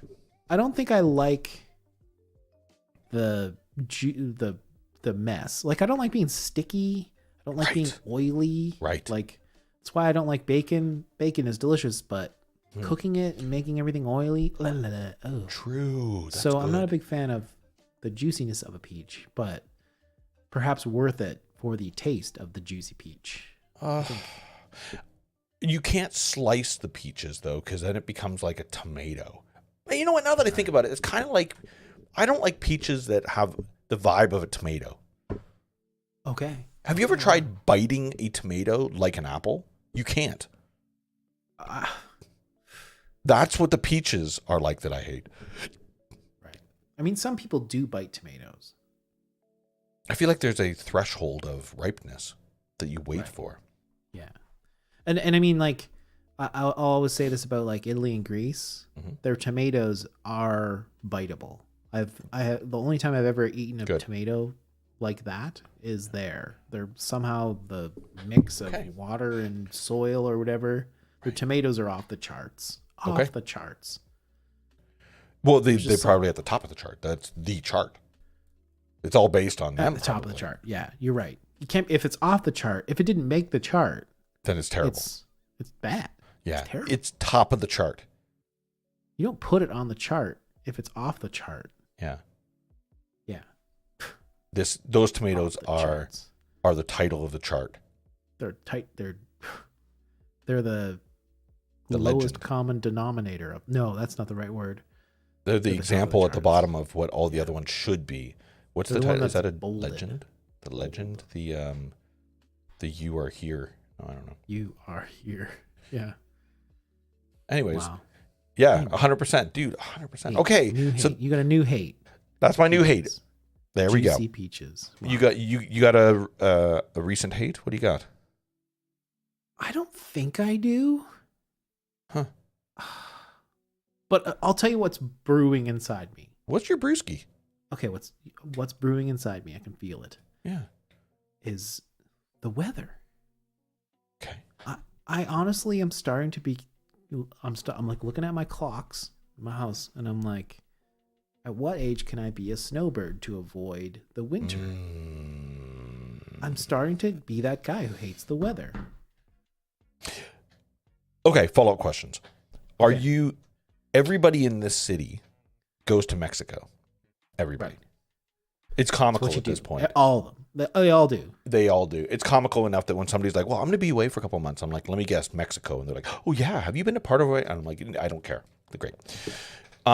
Everybody in Vancouver goes to Arizona. Arizona, right? That seems to be the place everywhere it goes. Now, I feel like you want to go to not Miami. Where do you want to go in California? I like California, so like Palm Springs. Palm Springs. Thank you very much. You talk a lot about Palm Springs. Palm Springs. Palm Would you take 3 or 4 months or 6 months and go down to Scream Palms? Scrim Palms, yeah. I think that might happen. I think I'm trying to will that into existence. Because here's the thing. So I've figured out that I have solutions for you, by the way. I have solutions. If I want to if I'm I'm like in a creative rut, or I'm not happy with the way the job is going, or whatever, any type of thing, I find going on a walk will clear that up. Up. Yeah. But like walking in the rain, I did it this year quite a bit. No. Oh, we love rain. Okay, yeah, I hear that. Yeah. I'm starting to become like, well, if I'm somewhere that doesn't experience seasons, maybe I'll be happier. Therefore, maybe I hate the weather. But I'm not quite there yet. I don't know. Okay. I feel like if you didn't experience seasons, you might feel weird. I think that's why Californians are probably weird, because they're like, oh, what seasons? I don't understand. No, it's just hot and hot. We just wear jackets in the winter for style. I might. Yikes, and that's true. I might have a solution for you. Wow. I looked up recently how much it would cost to buy a house in Argentina. Argentinian, I want to say peso, the Argentinian currency. They're called pesos.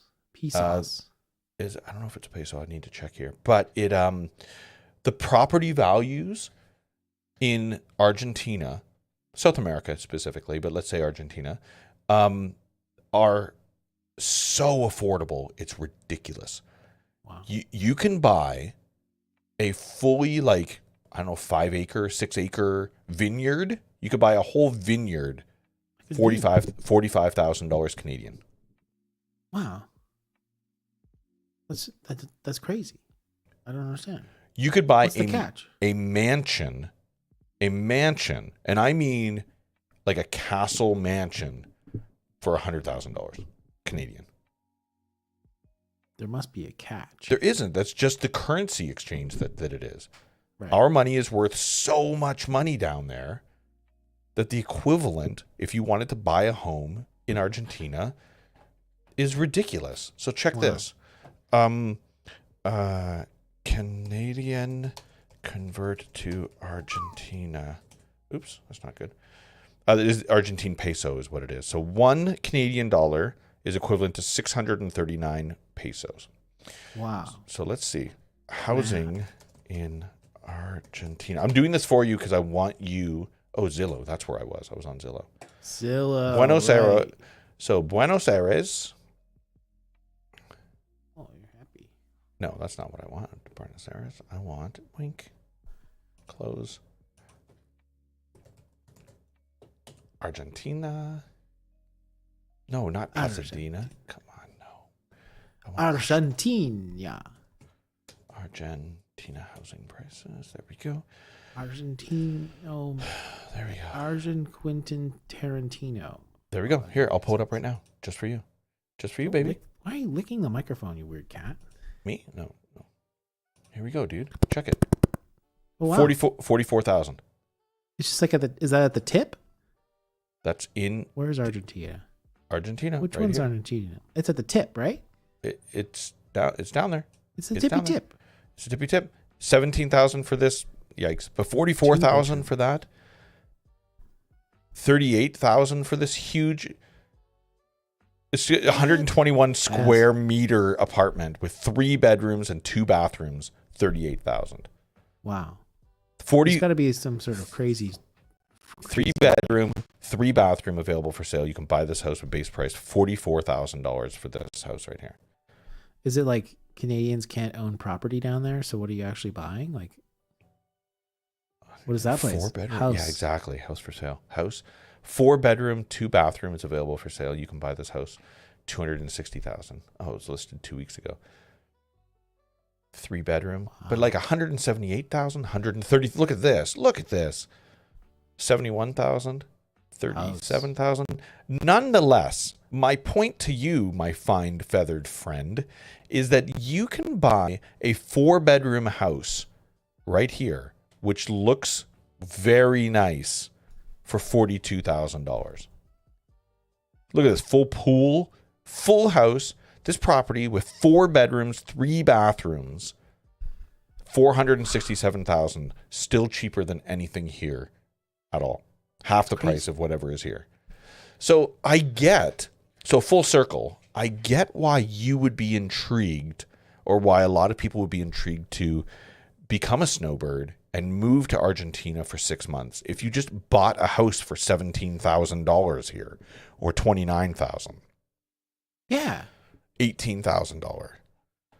The fact that you could buy this house for $37,000 or $41,000.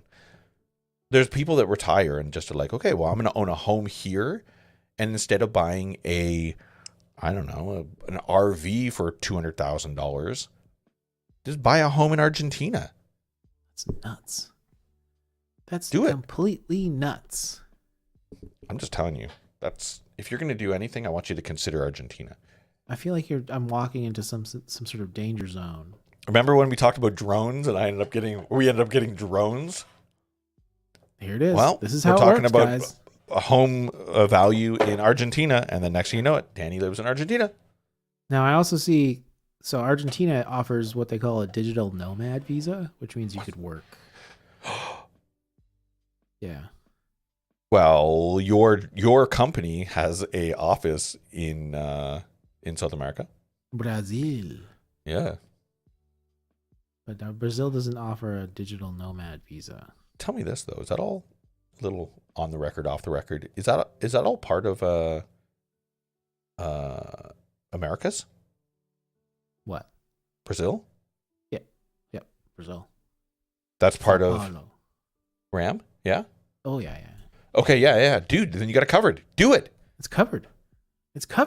I would miss you dearly, but I think that. Okay, let me give you one. We'd have warning. to come back. One warning. The point of being a snowbird is that you come back. Exactly right. Exactly. One piece of warning though. I had a friend, decade or so ago, longer. He moved to Argentina with his Canadian dollars, lived like a gangster there, because you're American. You move there with $1,000, you are living like a king for a couple years. You know. Wow. So your Canadian dollar went a long way. He lived there for maybe 5 or 6 years and sadly got divorced. And he wanted to move back to Canada, but he'd already blown through all of his Canadian money, right? And he was living off of Argentina money. Right. That's worth nothing in Canadian. So moving back to Canada was so hard for him. It was brutal. He had literally negative dollars moving to Canada. Right. So you would need American money or Canadian money as your income remotely, and you're great. Right. Then you live like a king. Yeah. A digital nomad. Digital nomad. It's interesting though. Yeah. Yeah. That seems like a good idea. Yeah. I don't think anything could ever go wrong with that. I don't think a single thing could go wrong. I can't. There's a lot of things that could, but let me tell you something. Nope. I close that. Did you close Instagram at the same time you said no? Yep. Wow. There you go. Let me tell you something. Nope. Nope. I'm going to do this. I am going to do this just for the shit of it. Don't do it. Don't. He's moving to Arizona. No, wait. Argentina. There's a difference. Argentina. I'm doing it. No, but I'm going to go live here just because I'm cool. It's gonna go live. This cat's just sitting right here beside, just slightly off camera. She's just like, hey. Let's tell you off cam. Oh, your tongue's sticking out. What are you doing? You're embarrassing yourself. Go lie down. What's your cat doing? She's got her tongue out and she's just sitting there. Is she a big weirdo? What's going on there? Hey. Realize you haven't been touched in a few hours and you're like, what is going on? Oh my god. Digga digga doo. Oh, there we go. Okay. All right. Yeah. There we go. That's better. He's back. I'm back. Everything is good now. So you're not gonna move to Argentina, or you're not gonna remotely do that? I don't think I could. Why? I mean, I might. I just feel like if you pay $37,000 for a house, there's a high likelihood when you go to pick up the house. Yeah. Like someone's like, oh, I live here. You bought You bought my house. There's a whole bunch of squatters. Yeah, you don't get the deed. Oh, that's sad. Yeah. Like it must be. I like, think you would. You would need a good real estate, by the way, is how you say it. Real estate agent. Right. And for 41,000, you could buy a home in Argentina. Right. It's a foolproof plan. Also, Foolproof. Foolproof is how it's said, by the way. Tigre. There's not a lot of windows in that place. That's an interesting building. Which one? The one in the middle there. Because it's built like a donut box. The box of a donut. Right in my mouth. Look at this. Yeah. This is the donut. Like, the box of a donut. Like edges. Although isn't that like a heat thing? Don't they do that for heat? Price per square meter, I think is what it's doing. 188 square. It's pretty good. Look at these. Look at this. It's got look at banisters. It's got the old soaker tub. I love banisters and soaker tubs. $100 PJ wins. Yeah, thanks, Texas. That's awesome. Go on the street view. Walk me down the street of my new house. Is there a street view? Oh, dude, the street view. You could own this home for $47,000 when it decides to load. Hello, zoom ski out skis. Beautiful. Okay, well, this just for the record, they don't allow street view in this area. You don't want to see these streets. These are the mean streets. This is too much. It's too much. Oh, what type of electricity do they have in Argentina? Oh, that's a good question. I don't know. Is it the side smile or is it like a winky wink like in Europe?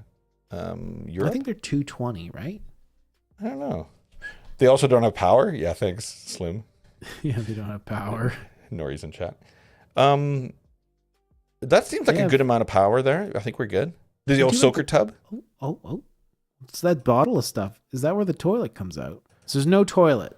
You'd have to pee into that little pipe there. You just sit on it. You just don't.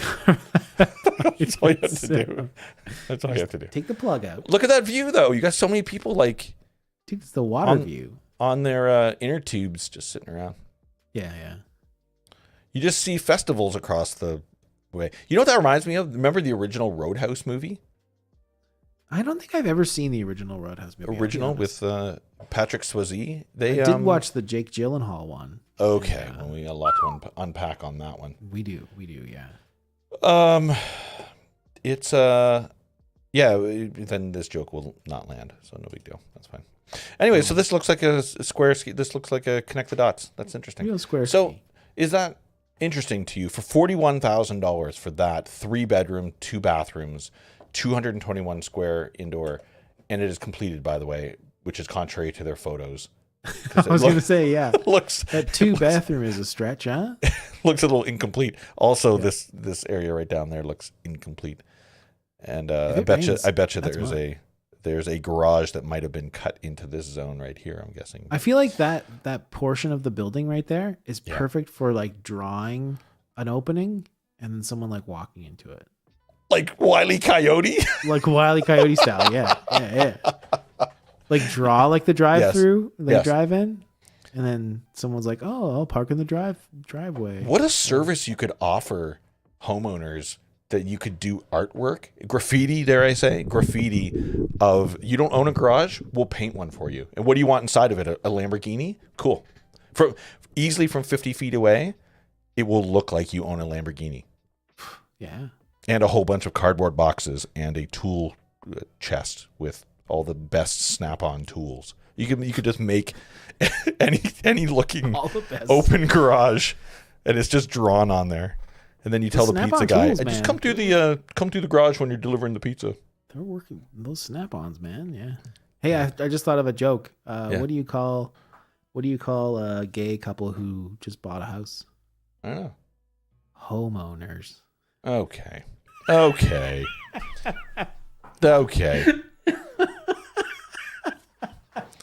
Look at this. Villa for 406. I'm too quickly changing subjects here. Oh, I'm sorry. Look at 467,000. It's good. This looks like, dude, the mafia owns this.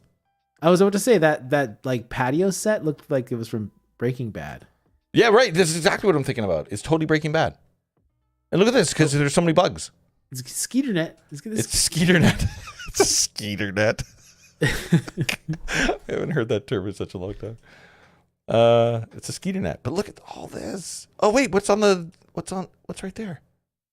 What Is that a can of Orange Crush? Dr. Pepper. Oh, I think it's a can of Orange Crush.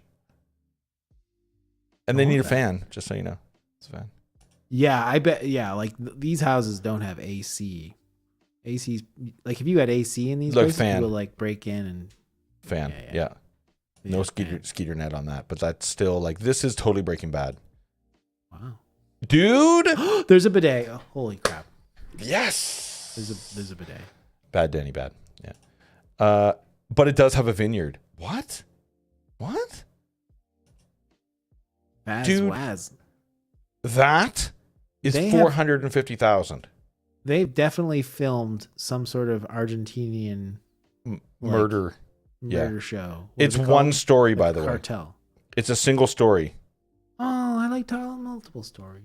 No, I like single story. I like ranch style, but that's good. But still, half the price of anything in Vancouver or Kelowna. Right? Yeah. Crazy. Let's move. So, Let's go. 40,000, 50,000, just get yourself a place in Argentina. That's the rule, everybody. Just get yourself a home somewhere where the Canadian dollar is worth so much more. And then set up a small business where you rip off the local community. Right. Yeah. Maybe the bidet is for washing your grapes. Oh, that's a good call. Which is a metaphor. Right. Grapes. I do Okay. like the bidets. Wow. Yeah, that's what I'm talking about. So, you got lots of options, my friend. You got lots of options. I do like having options. Yes. It's a thing I like. But also, wow. It's nice to have options.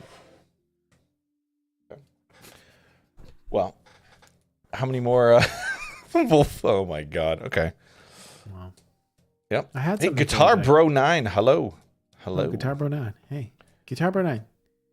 Guitar Bro 9. Bro Good to see 9. you. Bro 9. Good for washing your nutskis. If you Oh, yeah, haven't we were followed gonna us, talk about Roadhouse. Roadhouse. Oh, You saw Roadhouse. Okay, so Let's talk about I gotta, Roadhouse. I gotta talk a little bit about this. we're on Twitch, by the way. If anybody cares, we're on Twitch. It's where Follow us on we Twitch hang. or YouTube. Yeah, or anywhere really, but Facebook. Twitch. Oh, we've been streaming to Kelowna Comic Con and Pentacon tonight. Oh yeah, we have been. Yeah.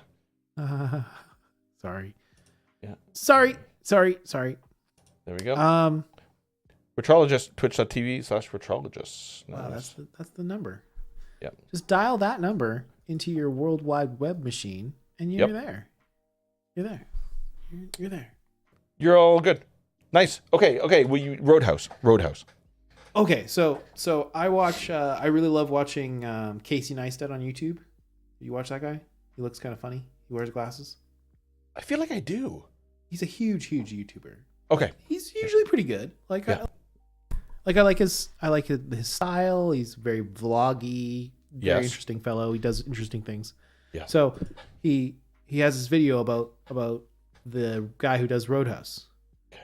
And it's like this really well done video about, telling the story of this guy who, directed big Hollywood movies like Born Identity and stuff like that. Yes. And basically talking about how it's like a travesty that this movie that he just got to go see the premiere on, basically MGM gave him the green light to make this movie, Yeah. and Amazon bought MGM in the process, and then Amazon was like, actually, we're not going to put this in the theaters. It's going to be Whoa. specifically on Prime. So the director was really cheesed off, being like, hey, I made this, I toiled on this movie, and it's a theater movie. It's a put butts in seats movie. And Casey's like championing this guy about sticking to his guns because he wasn't going to go to the premiere to like boycott the movie because the premiere was the only time that movie was going to be seen in theaters.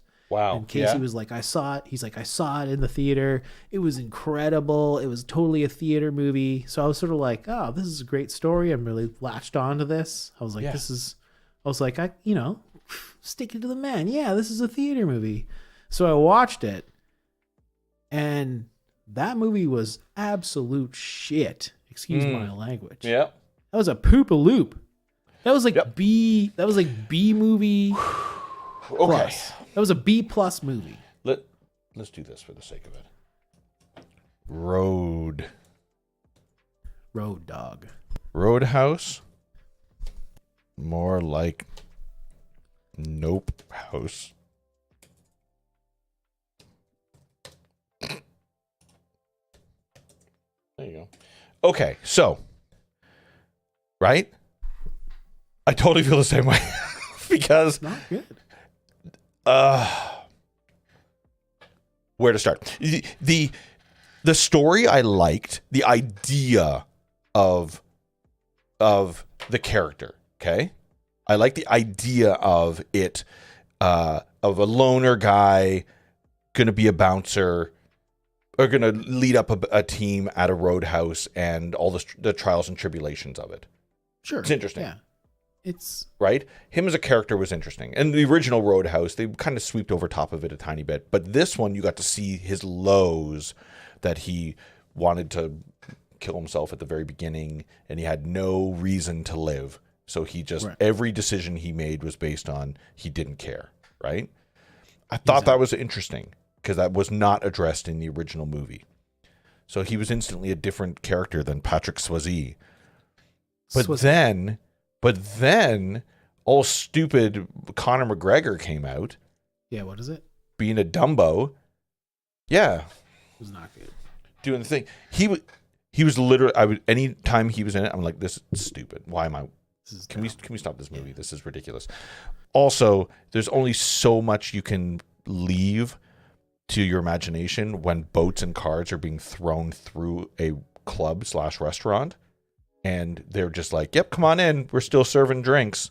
Right. Yeah. Not an HR violation at all that there's like wood everywhere and metal. And yeah. The band is still playing while there's like crazy fights going and everything. And it suspend belief.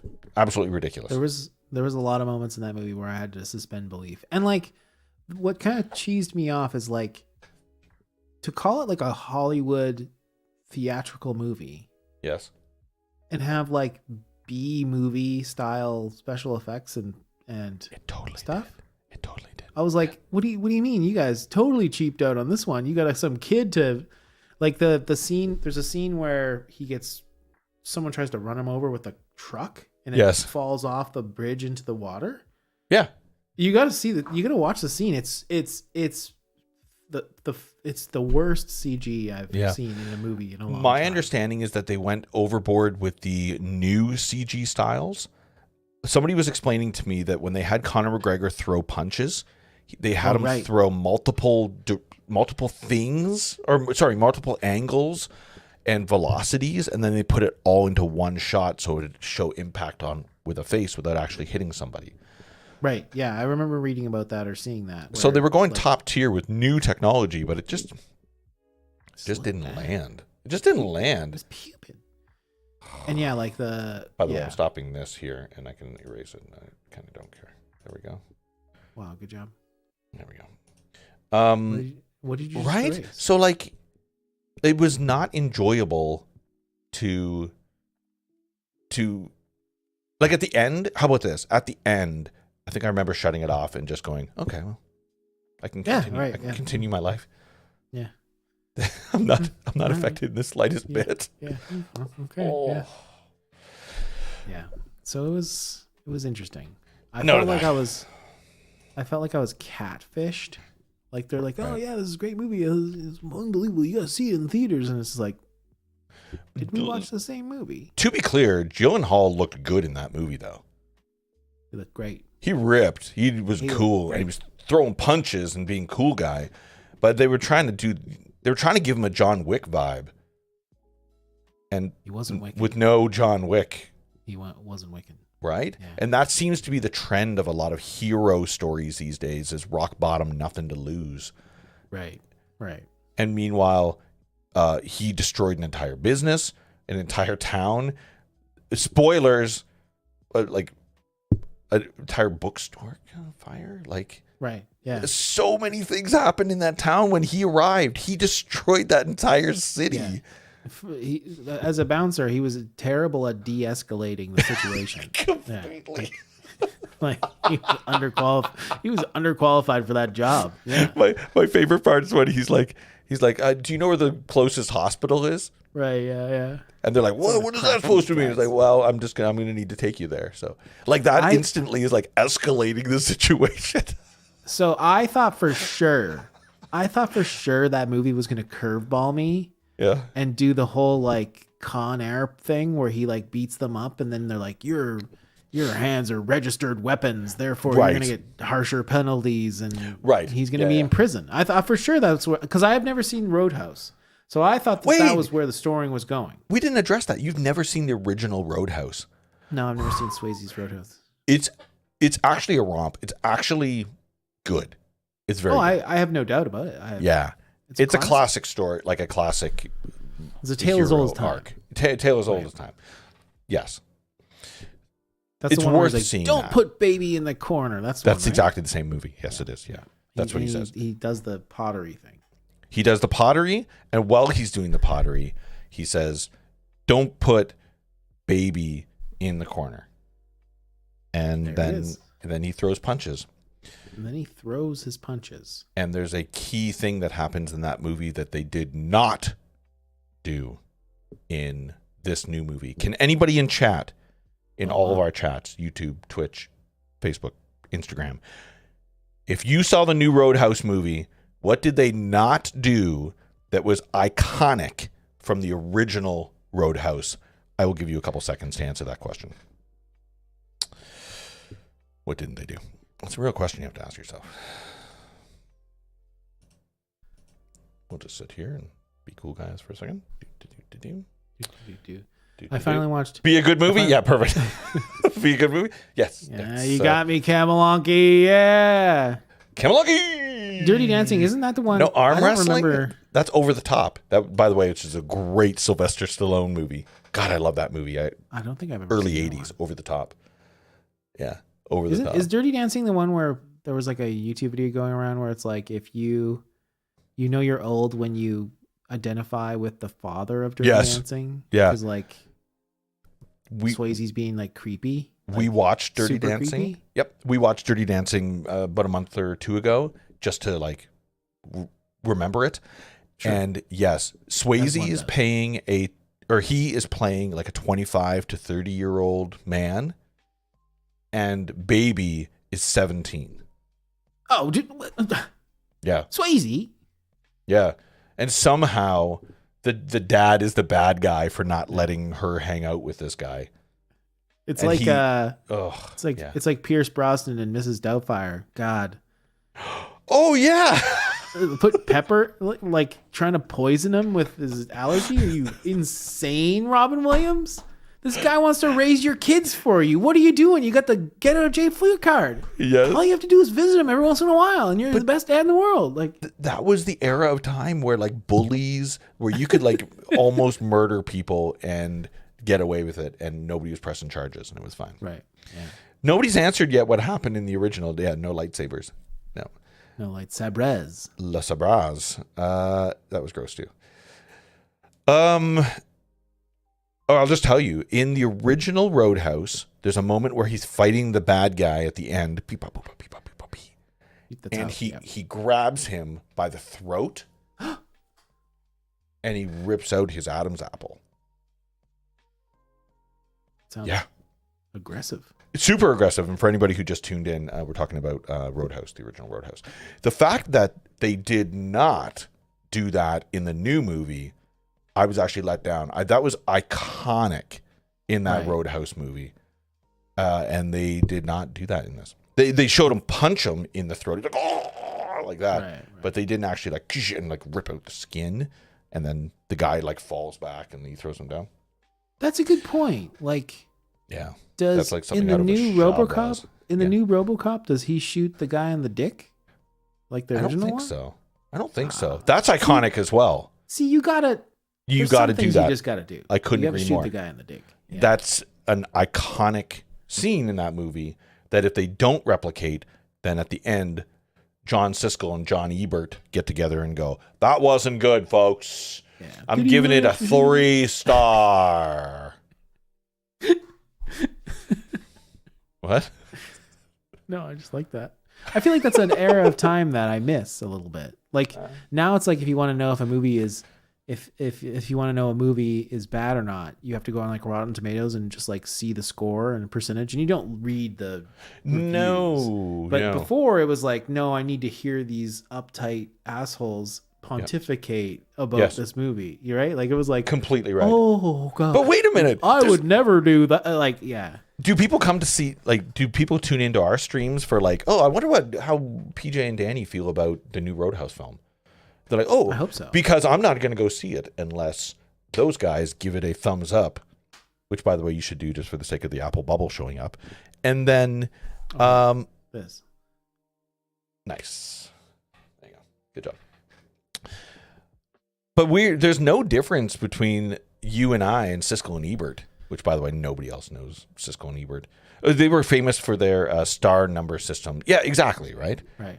We give it 4 beards out of 6. You give it 4 beards out of 6. They were just sort of, but they had Siskel and Ebert did have a way with words that were a little bit like, nowadays they'd be like, people would be like, these guys are too dry. Think about this, though. Rotten Tomatoes was just probably a guy that got all of his buddies in a room, watched a movie, and were like, I give this whatever.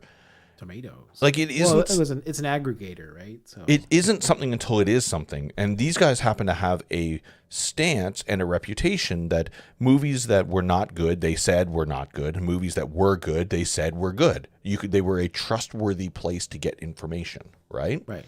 They could like make or break movies. Yeah. Completely. And I think that nowadays there's no 100% like, you have to filter your own. Like if you're going Rotten Tomatoes, that's never been accurate in my opinion. Like there's so many subsections to it now that you got to be able to like read between the lines. But when somebody gave it 4 stars, when Siskel and Ebert were like, it's 4 stars, by the way, you got to be like, oh, that's actually a big deal. It was thumbs up. I thumbs up it. I thumb down thumbs it. Up. Oh yeah, that's exactly what it was. You're right. Stars. Yeah, you're right. So that was a big deal. Kind of like that guy, Mike, whatever his name is, who does the pizza reviews, right? 1 bite. You guys know the rules. 1 bite. Because that's Dave Portnoy. Dave Portnoy, thank you very much. He does the pizza reviews, but he created the platform doing pizza reviews so much so that now he's the guy for pizza reviews. Right. He made himself the guy. So I bet you people put in their doors, and I don't know this answer, they put in their doors 7.4 according to Dave Portnoy. I hope so. Yeah. He's a reputable source for pizza enthusiasts. 10 out of 10. Yeah. Yeah. I don't think he's ever done a 10 out of 10. You don't think he's ever done a 10 out of 10? I don't think he has. You don't just give those away? No, you can't just give those away. You can't buy those. Right. My favorite Siskel and Ebert was when they said a movie was great because Natasha Henstridge was topless in it. Oh my God. They were film critics for newspapers, which were a big deal. Oh, that's interesting. So they were like, the movie was okay, but I got to see some titties. Yes. No. Those guys had standards, didn't they? I don't know. They were just older men that were just like, hey, did boobies win? Boobies win every time, I guess. Maybe means a thumbs up. You know. Remember one of my favorite movies. Nice. One of my favorite movies is oh my God! It just left my head. You're gonna say Swordfish. Swordfish. Yeah. How did you know that? How did you know that? Because you're talking about movies you like with boobs in it. Yeah, exactly. I can see where your brain's going. That was a big deal. That was a huge deal to have some nudity in that that had never been done before by her. So that was I remember it was like a crazy thing. She was the taboo of it. She's empowering herself. Right. The movie was awesome, by the way. I love that movie. But Swordfish, by the way, is the movie that we're talking about. Yes, and I do like that movie. I haven't seen that movie in a very long time. Actually, Hugh Jackman and John Travolta. I believe. John Travolta, who by the way they're gonna be back doing Face Off 2. I don't know if you saw the thing on that. Please no. It's so empowering. Yes, so empowering. So empowering.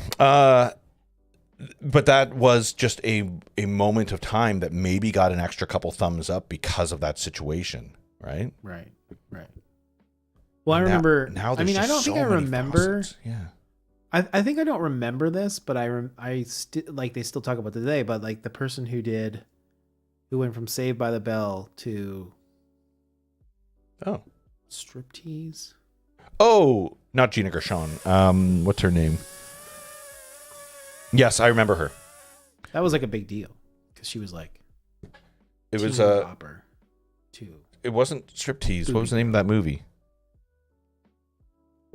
It was Elizabeth. But what movie was that? It wasn't striptease. It was Showgirls. Showgirls. Right? Yeah, it was a big deal. That's right. Yeah. Elizabeth Berkley. Is that her name? Sounds right. Yeah. Yeah. Yes, you're absolutely right. Yeah. Showgirls. Yeah. Showgirls. Showgirls. Showgirls. Showgirls. Showgirls. Roadhouse. Showgirls. And so they were in that and probably got better reviews because of it.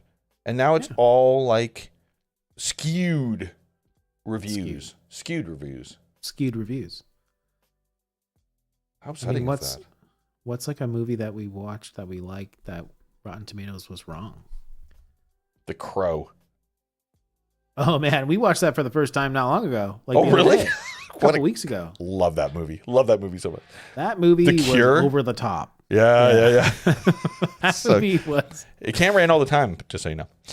That was like one of those like The Crow is a great example of a time capsule movie. Yeah. It is a product of its time. Yes. Like it's it is a pity. Top. It's a pity that they're remaking it. That it's remade. I don't really understand why they would go there. Like after we watched it, we were sort of like, "Oh, you don't touch that." Like no, you apparently 100% do. Yes. You do. You do. But that is such a great movie. Such a great movie. Yeah. Wait, what was your question? What's the last movie that's really good? No, what? No, that was kind of it. I'm trying to think of a movie that we saw recently that we were just like, this is really, really good. That the Rotten Tomatoes scores is wrong. I mean, you didn't like Dune 2. Call. You didn't like Dune, whereas everybody else is like Dune. Oh, Dune 1 and Dune 2? What a waste. Oh, dude, you're so wrong. What a waste. You've never been more wrong than you are. Same with Blade Runner. Blade Runner was not good either. The second one or the original? Both. Oh. Paw Patrol movie, I'm in. Yeah, I'm in. Paw Patrol movie, I'm in. The Dune miniseries was pretty good. Oh, I didn't watch that. The one in like the 2000s? Yeah. Maybe. I've never seen that. I don't think I want to. No, I mean, Dune and Blade Runner are kind of in the same camp where like you got to put down the phone, you got to stop Googling stuff while you're watching the show, and you just have to let the world suck you in.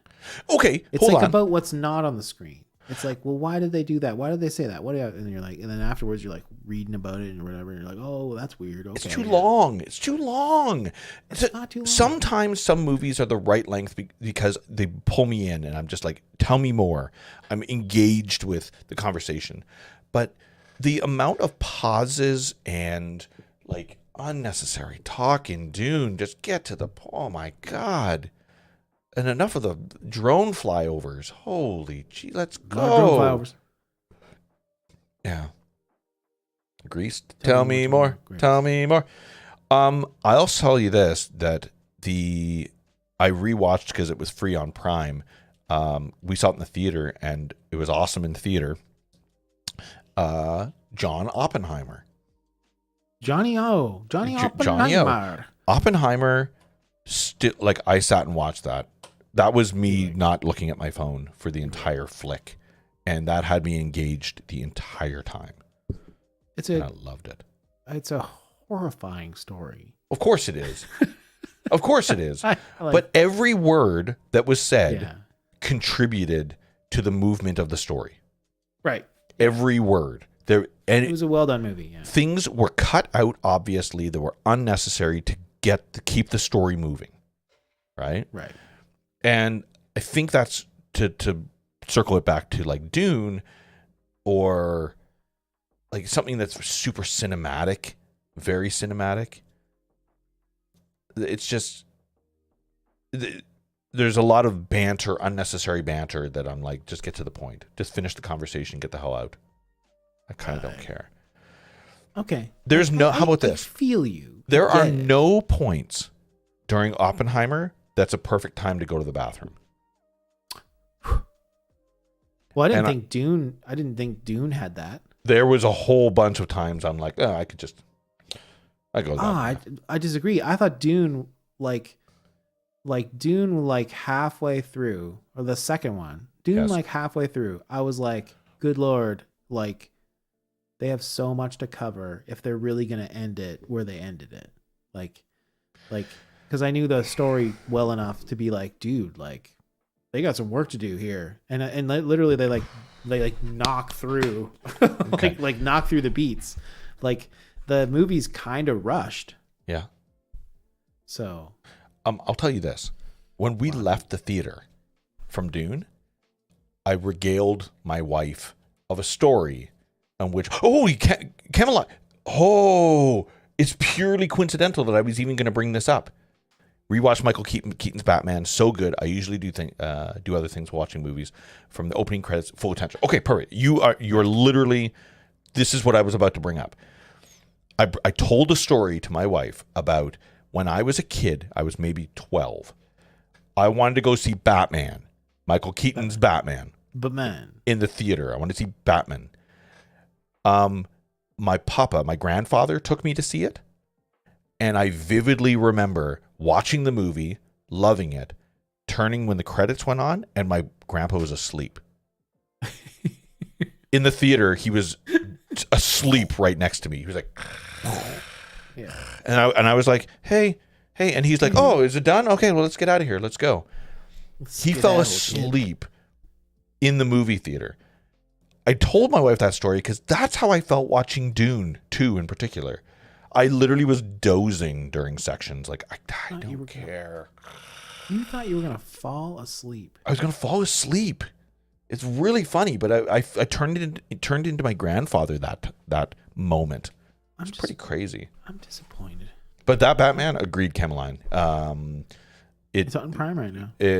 Batman, Keaton's Batman is pretty top tier. It's very good.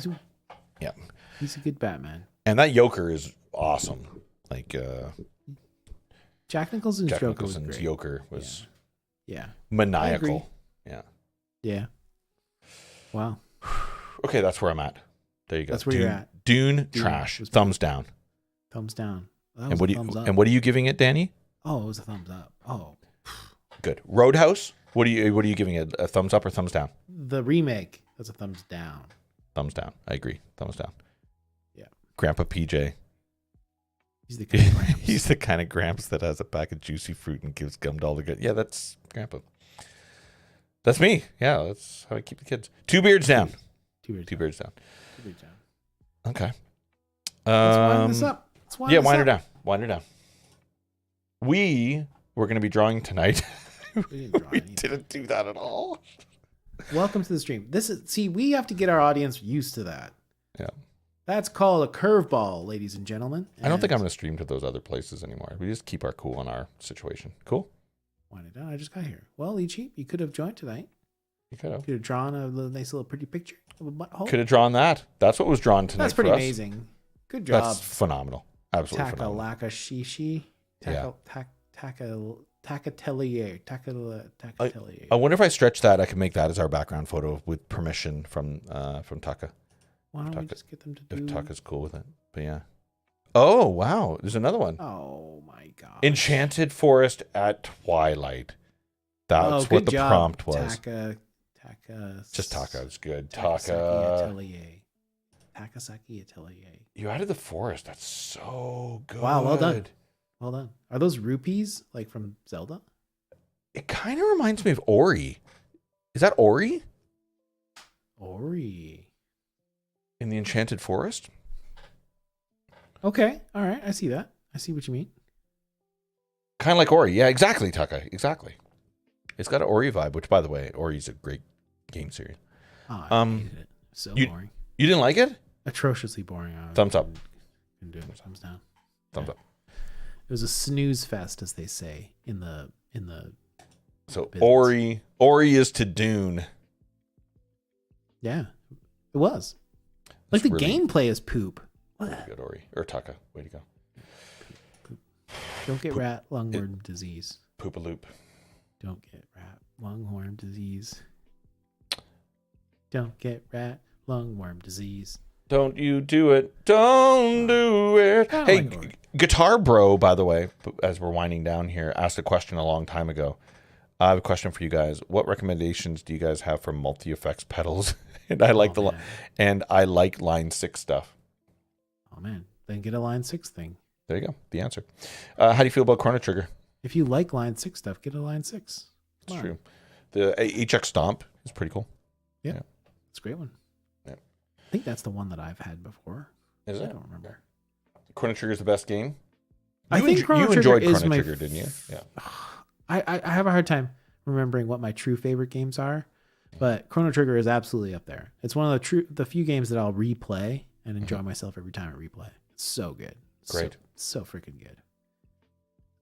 It's pause and That's play. it. It's a pause and play. It's the same as FFVII. VII, yeah. That's one of my toppies as well. Yeah, which FFVII I never played the Chrono Trigger. original VII. It's good. It's good. It's turn-based though, so you'll probably be like, I'm out. slow. You're out. Although people have been at work who love turn-based have been kind of making fun of me a bit because I'm finding myself during Final Fantasy VII, the remake, I'm really going in and making my builds. Like I'm choosing all the right orbs and I find myself like there's a time a couple weeks ago where I started doing a build and then Tanya went away for like maybe an hour, was reading and then came back and I was still doing the build. And she's like, "Have you played the game at all?" I'm like, "No, I'm trying to get this going right. I'm trying to get my auto cast going and everything." She's like, "What are you doing?" And I'm like, "I don't know. Holy cow. What did I do?" Yeah. I became that guy. Yeah. It's like if you do play Fallout, you'll spend quite a bit of time on the character creation screen. That's kind of the joke. Sounds right. You just spend a few hours on the character creation screen. Like Well, around his nose isn't and stuff. that typical like Bethesda? Oh yeah. Because I've told this story a million times, but Tanya started playing Skyrim. Skyrim. She started playing it, and I said, "Okay, well, I got to go to rehearsal." So I went to band rehearsal, came back, and she was still designing her character. And then then she pressed go, and then I'm like, "Okay, well, I guess you're starting the game now." 4 hours later, here we go, and then it goes to that meme, like, "Oh, you just woke up? Where you're in the cart?" Oh right. At the very beginning. Oh yeah. Yeah, it was that part there, and that's what I experienced. I'm like, "Oh my god, okay, well, have fun with that game." You're just there. Yeah. Yeah, materia slotting is really good, and the way that the gameplay is that you need to, even though I hate whatever the hell that materia boy is. God, I hate him. Tchotchke boy. Oh, like Frederick or something like that. No, he's Chutney. He's Chutney. Let's call him Chutney. Chutney. You got to go to him to get newer materia, but then you need to do all these side missions to get points in order to buy those materia. Yeah. Yeah, they do Kenny kind of Chesney. Yeah, good old Chesney. gamify that. In the original game, I think you just find the stuff. That's possible. Yeah. But materia, yeah, my slotting, I've got some really good builds. Yuffie, I'm loving Yuffie. She's super OP. So it's always Aerith, Yuffie, and Cloud are my three main groups. Yeah, Chadley. Oh my god, Chadley, exactly. That's a made-up name. And equipment gives you more slots. Exactly, yeah. No, all your equipment gives you more slots, but then do you want to be able to have linked slots versus non-linked slots, which I learned about after the fact. So I needed to do completely new rebuilds on how to actually have linked slots and use them properly. So I'm enjoying the gameplay of this a lot. So I'm on chapter 11. I'm probably at 95% of chapter 11, so I'm almost done. Yeah, I might finish it tonight, actually. Yeah. It's a bit of a toughie because that was during the era of Final Fantasy where they were like, oh man, we need to basically do like a whole new system every game. Yes. And they've never really been able to like top that, the materia system and stuff. Like Final Fantasy 8's and they do like they did some weird stuff with it that was like really confusing, not very engaging. And 10, I just recently started playing 10 again. Yeah. And I got to like the part where they explain the power-ups and leveling and stuff. And I'm just like, oh, like I'm out. I'm like, wow. I'm like, I'm not getting a calculator out to figure it. Like it was just awful. It was like hours of explaining this awful system. And I don't think they necessarily needed to change it too much. They could have just told a different story or whatever and probably been more successful, but I get it. I think it's more about, from what I understand, Trav, by the way, good to see you. Trav. Is VII, which is what I call it. VII is got so much lore around it. There was movies, right. There was comics, there was kind of everything about it that, from my understanding, they wanted to put all of that into this remake game. Right, yeah. Because the game was so successful that it spawned. Right. I think it was the first time they made a sequel to a game. No, 10-2 was the first time they made a sequel. Yeah, like a true sequel. That sounds right. But yeah, like there was so much that came from that, right? Yes. So. But my first was 15. When I dove into 15, that was just like a totally different game system, which I loved, and then that's what 7 became essentially. Right. Yeah. But, very good. 7. That's one. Loving 7, and then I'll play Fallout for obvious reasons because everybody is shaming me because I haven't played it yet. So. Yeah, it's a shame. It's a shame. I don't know if I would tell you to play New Vegas first because it's very old now. I got told to play 4 first. Pretty dated, but God, I wish you could experience New Vegas for the first. I wish you could experience New Vegas. Is 4 okay? 4 is okay. 4 is good, yeah. It's free. It's free on our network. The big bugaboo with 4 was it was the first time, and I bet you dollars to donuts is the last time they included a voiced protagonist. Oh. Which is kind of like in those kind of games when you're like choosing the dialogue, it's kind of a poo-poo. Like it's kind of a faux pas. Yes. Yeah. Yeah. Especially because the voice acting of the male character specifically is pretty howdy doody and whatever, and there's not like my biggest complaint with 4 was it doesn't get weird enough. Like I came from New Vegas, and New Vegas is freaking weird. Like what number is New Vegas? Weird. What number is New Vegas? New Vegas is the sequel to 3. Oh, which okay. Which was developed by a different dev actually, but it was like a it's all canon and everything, but basically they passed off development of New Vegas to another dev, which they then went and made. It just came out the other day, not the other day, a while back. Outer Worlds. Oh yeah. Pull your focus. Not Outer Wilds. No, Outer Worlds. That was supposed to be a Fallout game. No, it's like a spiritual successor to Fallout because it was before. It was before they were all owned by Microsoft. Okay. But Outer Worlds, it wasn't deep enough for me. Like, I want to find like weird stuff like deep in the corners of the game, and Outer Worlds was very superficially on the outside. Yeah, okay, I heard that. Like lots of like you go to an area and all the buildings are all like when they're like fake buildings and you can't go in them. Yes.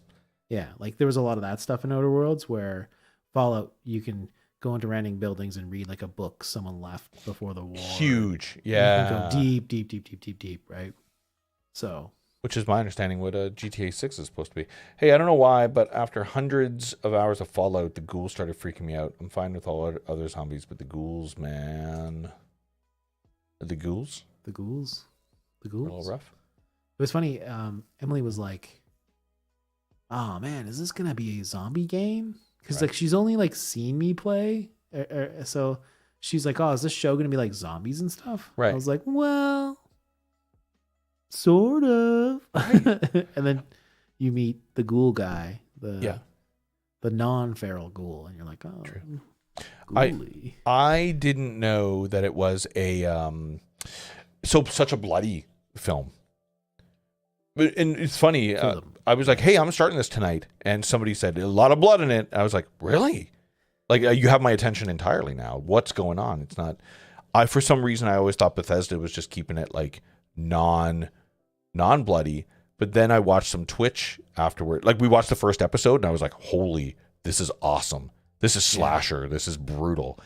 And then I went on Twitch and I was watching somebody play Fallout 4, and I was like, "No, there's a lot of blood. That's awesome." Yeah, It's a very graphic game, you know.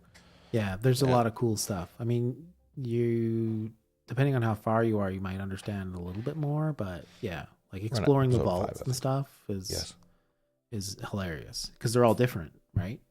Which there's an in-lore explanation as to why they're all different, but you'll get there. Okay. We're gonna see how we do. Trav. How we do? Trav. Elbows Danny obviously has never played Fallout. Oh yeah, I've never played Fallout. Obviously. No. Fallout Berserker. What's Fallout Berserker? I'm not sure. No. Hey Danny, you should tell him about the targeting system. Oh, I'm familiar with VATS. The VATS system? Is that what it's called? VARs or VATS? VATS, yeah. VATS, yeah. I was familiar with that. It's like the taxes you pay when you bring things into the UK. It's VATS. VATS. Understood. Yeah, 100%. But the VATS system, which they addressed in the show when he shot his leg. Yeah. Right? Yeah. I thought that was really neat. VATS is cool. Yeah, okay. That's it. Well, we're in wind down. Thanks for hanging out. Is there anything else, Danny? Sarge, I'm not drawing you like one of your French girls. You don't have any French girls. You don't have a French girl? You should at least have one French girl. Everybody should know at least one French girl to draw them. So that you can draw them like... Do French girls like to be drawn like American girls? Draw me like an American girl. Well, doesn't that be like all stuffy? Like back then, they were all stuffy. Probably pinup style. That was back when all the all the Americans became Americans because they were all too stuffy. And they were like, "Oh, this stuff is too racy for us. We're gonna go over here and be Amish, be jerks." Yeah. Yeah. Okay. What a weird culture. Oh, America, you're gonna be there next week. Am I? Oh, right. You going to New York? New York. Yeah. Going to New York. Something, something, something to something. Something. NYC. Yeah, NYC is New York City abbreviated. Good job. Yeah. Congrats, Danny. Trav says. Hotels in New York. Are you going to take your drone? I don't think you're allowed drones in New York. I don't believe it's allowed. I think you need to register with the FAA. FAA? FAA. A permit is required to take off. Yeah. A permit is required to take off or land an unmanned aircraft within New York City. Yeah, it's a bugaboo. Application requires $150 non-refundable fee. No. Yep. No. I read about this. Yeah, they don't do that. They got permits. They need permits. Well, then I'm not busting it out. We're looking at going to New York in October. Why is everybody going to New York? What's going on? I don't know. It's either that or back to Iceland. But if we go to Iceland, then we're not coming back. So that's the deal. I don't believe you. That's very true. I've been watching. I'll end it with this. I found a Twitch channel that plays the IT crowd nonstop. Oh man, let's just end it by sending to that. It is one of the best. I love the IT crowd so much, but mostly because that was my first introduction back in the day to Matt Berry. Right? And so I've been just going, my TikTok is just filled with Matt Berry stuff. And it's back up. Like all of the Clem Fandango quotes are all coming back up. Yeah. Yeah. Just He's my good time boy, my rotten soldier. Soldier. Bon Jovi. Bon Jovi. Yeah. Bon Jovi. It's so good. It's so good.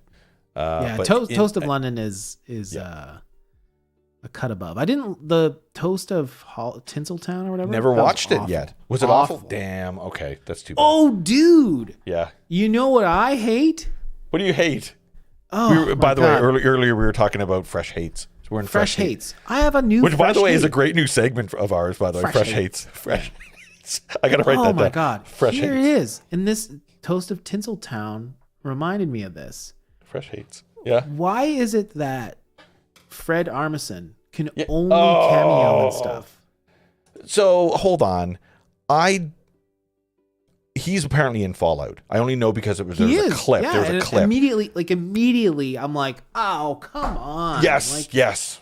Yeah. It just takes you right out of it. It's like I'm in a Portlandia sketch.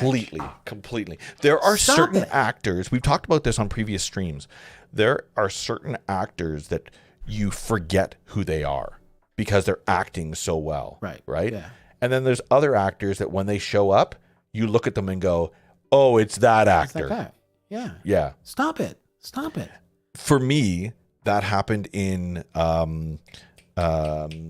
Oppenheimer when it was awesome, and when we were watching it in the theater, we were like, "It's awesome." And then Matt, Bon Jovi. Matt, what's his name? Martian guy, Matt. Matt Damon. Thank you very much. Matt Damon shows up on screen, and my brain just goes, "Oh, that's Matt Damon." Okay. Yeah. I got pulled out of the moment for a second, and I'm like, just "Oh, always that's in Matt those. Damon." Yeah. He's in so many movies. Yeah. Yeah. So I feel that about Fred Armisen 100%. Anything he's in, it's almost like they're like, "Oh, Fred's in town. Let's just put him in costume and let him riff for half an hour, and we'll grab something out of it." Yeah. I think it's a detriment to him because like Yes. he's a good actor and he's very funny, but he doesn't have to have like these throwaway roles in like every major television or movie. Like Yeah. it's awful. I really don't like it. I don't like it. I Yes. hate it. Like, Good fresh hate. That's a good fresh yeah, hate. that's a fresh hate. You heard it here first, folks. Fresh hate. Fred Harmon. Like, and I love Team Portlandia, America. and Matt Damon. yeah. Fuck Matt yeah. Damon. I don't think that Matt Damon does it for me. Mhm. But I could see why someone would be like, "Yeah, this is Matt Damon," Right. and yeah. I'm trying to think if there's something recently that kind of popped in, same idea, where is there anybody else that shows up and you're just like, "Oh, it's that guy every time." that guy. Yeah. It's Fred Armisen right now. He's a hot topic. I don't know. I guess I feel that way about Mandalorian man. What's his name? Giancarlo Esposito. He's showing up everywhere. That's a big deal, yes. But not Gian. Voiceman. What? Pedro Pascal. Last of it. Yeah. Oh yeah, he's hot right now. He is, but now he is just going to be everywhere. He's going to be the voice of probably Garfield. He's just going to be. He's going to be Garfield. everywhere. He's he's the new Garfield. Chris Pratt. He's the new Chris Pratt. He is everywhere, and like he's a fan for stick. My understanding is Yeah, Van Forstick. right, and I'm like, cautiously what optimistic. are you doing? I'm interested to see how they do that. Like, It's an era of time where you will look back at that movie and go, "Oh, I remember when Pedro was big, and they chose him for that." yeah. Right? Sorry. Yeah. Garth Marenghi's Dark Place is hilarious. Yes, Yeah. that's like Richard. I don't Exactly. know how you call it. Yeah, watch it. I should watch Okay, that. 100%. I'm gonna write it down. We're winding down. We're out of here. Name this we're going. movie when Matt Damon sings "Scotty Doesn't Know." What movie is that? Scotty Doesn't Know. Oh, that's Eurotrip. Is that Eurotrip? Yeah. Searching for Scarlet. Nice. Scotty doesn't know. Yeah. When does he say that? Oh, bro. Because he was in Interstellar as well, and I had the same situation. I'm like, oh, Matt Damon, jeez, enough. Yeah, I mean, Scotty Doesn't Know is Matt Damon's greatest cameo. Is it really? Basically, the movie starts when he finds out his girlfriend's cheating on him, and the band that's playing at the party is playing a song called Scotty Doesn't Know, which his name is Scotty. Okay. And it's Matt Damon talking about singing a song he wrote about porking this guy's girlfriend. Wow. Okay. Yeah. Scotty Doesn't Know. It's great. Great movie. Great movie. Okay. We didn't let you down there. I think before any travel you should do Road Trip, and then you should do Euro Trip. Those are both great movies. I have to admit, I don't remember either of them. Maybe was Trip? Green was what's his name? Tom Green's in Tom Green. Yeah, I remember Tom Green being in one of them. Yeah. Yeah. I can never not say Austin, Massachusetts from that movie, because like at a certain point she's trying to track down where he went, and he's like they're going to Boston, and Tom Green's like Austin, Massachusetts, and then she goes to Texas, and yeah, it's funny. Okay. No, it's good. But actually, speaking of which, I had the same feeling, by the way, when Matt Damon was in Loki. Goddamn. One of the quotes that I always say in movies, I always say for some reason, it's just this quote that's stuck in my head is when Pauly Shore in Biodome says "purple sticky punch." I always quote that. Yes. And we watched Biodome last weekend. Yes. Emily's like, "What the fuck is this movie?" Because it's completely absurd. Like the movie is again a time capsule of humor back then. Like it's so stupid. Like, my understanding of that movie was that was supposed to be Bill and Ted 2. Really? I didn't know that. My understanding was that script, don't quote me on it, but I'm gonna but it that was supposed to be Bill and Ted 2, and then they ended up doing Pauly Shore and what's his name instead. That's why they've got that vibe. Yeah. Billy Baldwin? Billy Baldwin, yeah. Is it Billy Baldwin? I don't remember. One of the Baldwins, yeah. Yeah. And then that movie's purely coincidental, but in my TikTok today, somebody was doing a review of movies, and they noted that in Biodome, he has a vest with a name tag on it at the beginning that says Meat. His name is Meat. But then at the very end of the movie, he's got a vest that says Veg. Yeah, I noticed that. Yeah. This is so great. Stephen Baldwin. Stephen Baldwin. Yeah. Stephen Baldwin. Yeah. It is such a stupid movie. Yeah. I definitely recommend you watch it. Yeah. Oh, and there's that's in my memory. That's a movie I've been known to go back to see. And that movie's like so raunchy that there's like some questionable moments in the movie. Yes. Where they're and I won't even say them on here, but we were watching it and we're like, wow, what a period piece this is. It was creepy to say the least, and prosecutable to them. Right. Yeah. Like, in real life, yes. Yep. Yeah, but brutal. Yeah. But yeah, it was fun. Okay, let's wind this down. Okay. We're out of here. I'm gonna we do got this Fresh Hates on the book. Fresh Hates is a new thing, new segment. Fresh Hates. That's fun. Fresh Hates. Anybody in Instagram, if you want, be sure to hit us up on Twitch. Twitch.tv/Retrologists. Retrologist pin. There we go. That's the place to be if you want to follow us on Instagram. On Instagram maybe. But if you want to follow us on Twitch, that'd be great. And that's always fun. Thanks, Camelan. Camelonki. We didn't get any drawing done tonight, except for Taka. Killed it. Taka did everything we needed to do. I do want to do D&D. I'd like to try it. I do want to try it. I want someone to like hold my hand through it. Maybe Taka comes on and just gives us like the old 20-minute countdown. Drawing and D&D lessons? Yeah, I mean. God, that'd be great. Hey, Taka, I love your drawing. I'm not joking that if you were to make us a little background, if you make us something in the background, then we'll use it. Or, you know what, Taka? Check this out. See that? I got a starting Yeah. soon. Oh, we'd love a new starting scoon. Taka? Starting soon. If Starting you soon. could design some type of starting soon situation, we would use it every single time. That would be awesome. Yep. And it can be any quality. It could be drawing, cartoon, or like it could be color. It could be black and white. It could be absolutely anything. But something like a starting soon we would use all the time, or a background. If you were so keen, we really love your work. We would take it. That's awesome. Thank you. Okay, Danny, that's it. Am I saying goodbye to everybody? Let's do it. Can you take us to that IT crowd?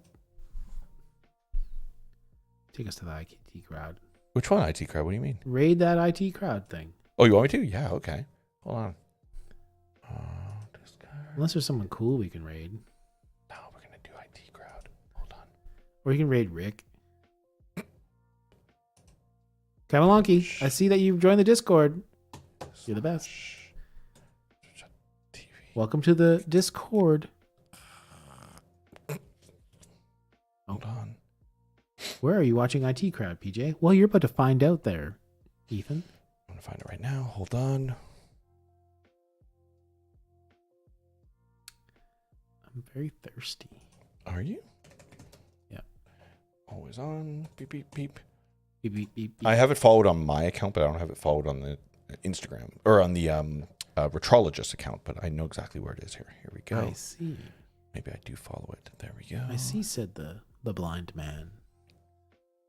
I Do Better Podcast. There it is. see. Do Better Pod. Follow the Do Better Pod. Do Better Pod. Did you follow it? Follow the Do Better Pod, guys.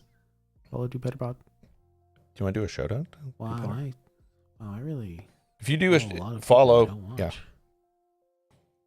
I follow a lot of people. Do- The real Mike Dean. Do Better Pod. If everybody could follow Do Better Pod, that'd be great. DB. That's somebody I'm DBP. working with that we're building them up. Here we go. I found it. I'm gonna follow them. DBP. Ooh, ooh, ooh, ooh. DBP. Okay, you shut the hell up. There we go. Mr. Horse says no is where we're gonna send people. Mr. Horse says no. Okay. There we go. Raid. Hello, Underwood. I'm just gonna. Okay, so we're gonna send you over to IT Crowd if you want to watch. This is always on IT Crowd, so that's what I've been having in the background. Danny, you got anything to say before we shuttle these people off to their demise in life? You know what? I don't have anything. No, I don't have any last words.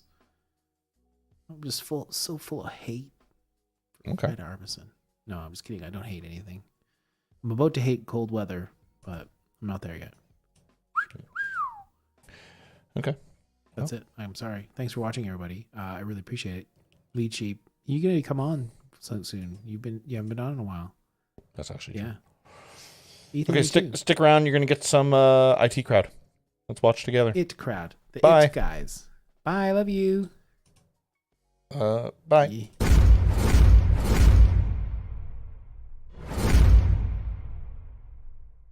Yeah. Thank you for all of you who are watching. Go to our Discord. If you want to join the streams, Discord is the best place to join our streams.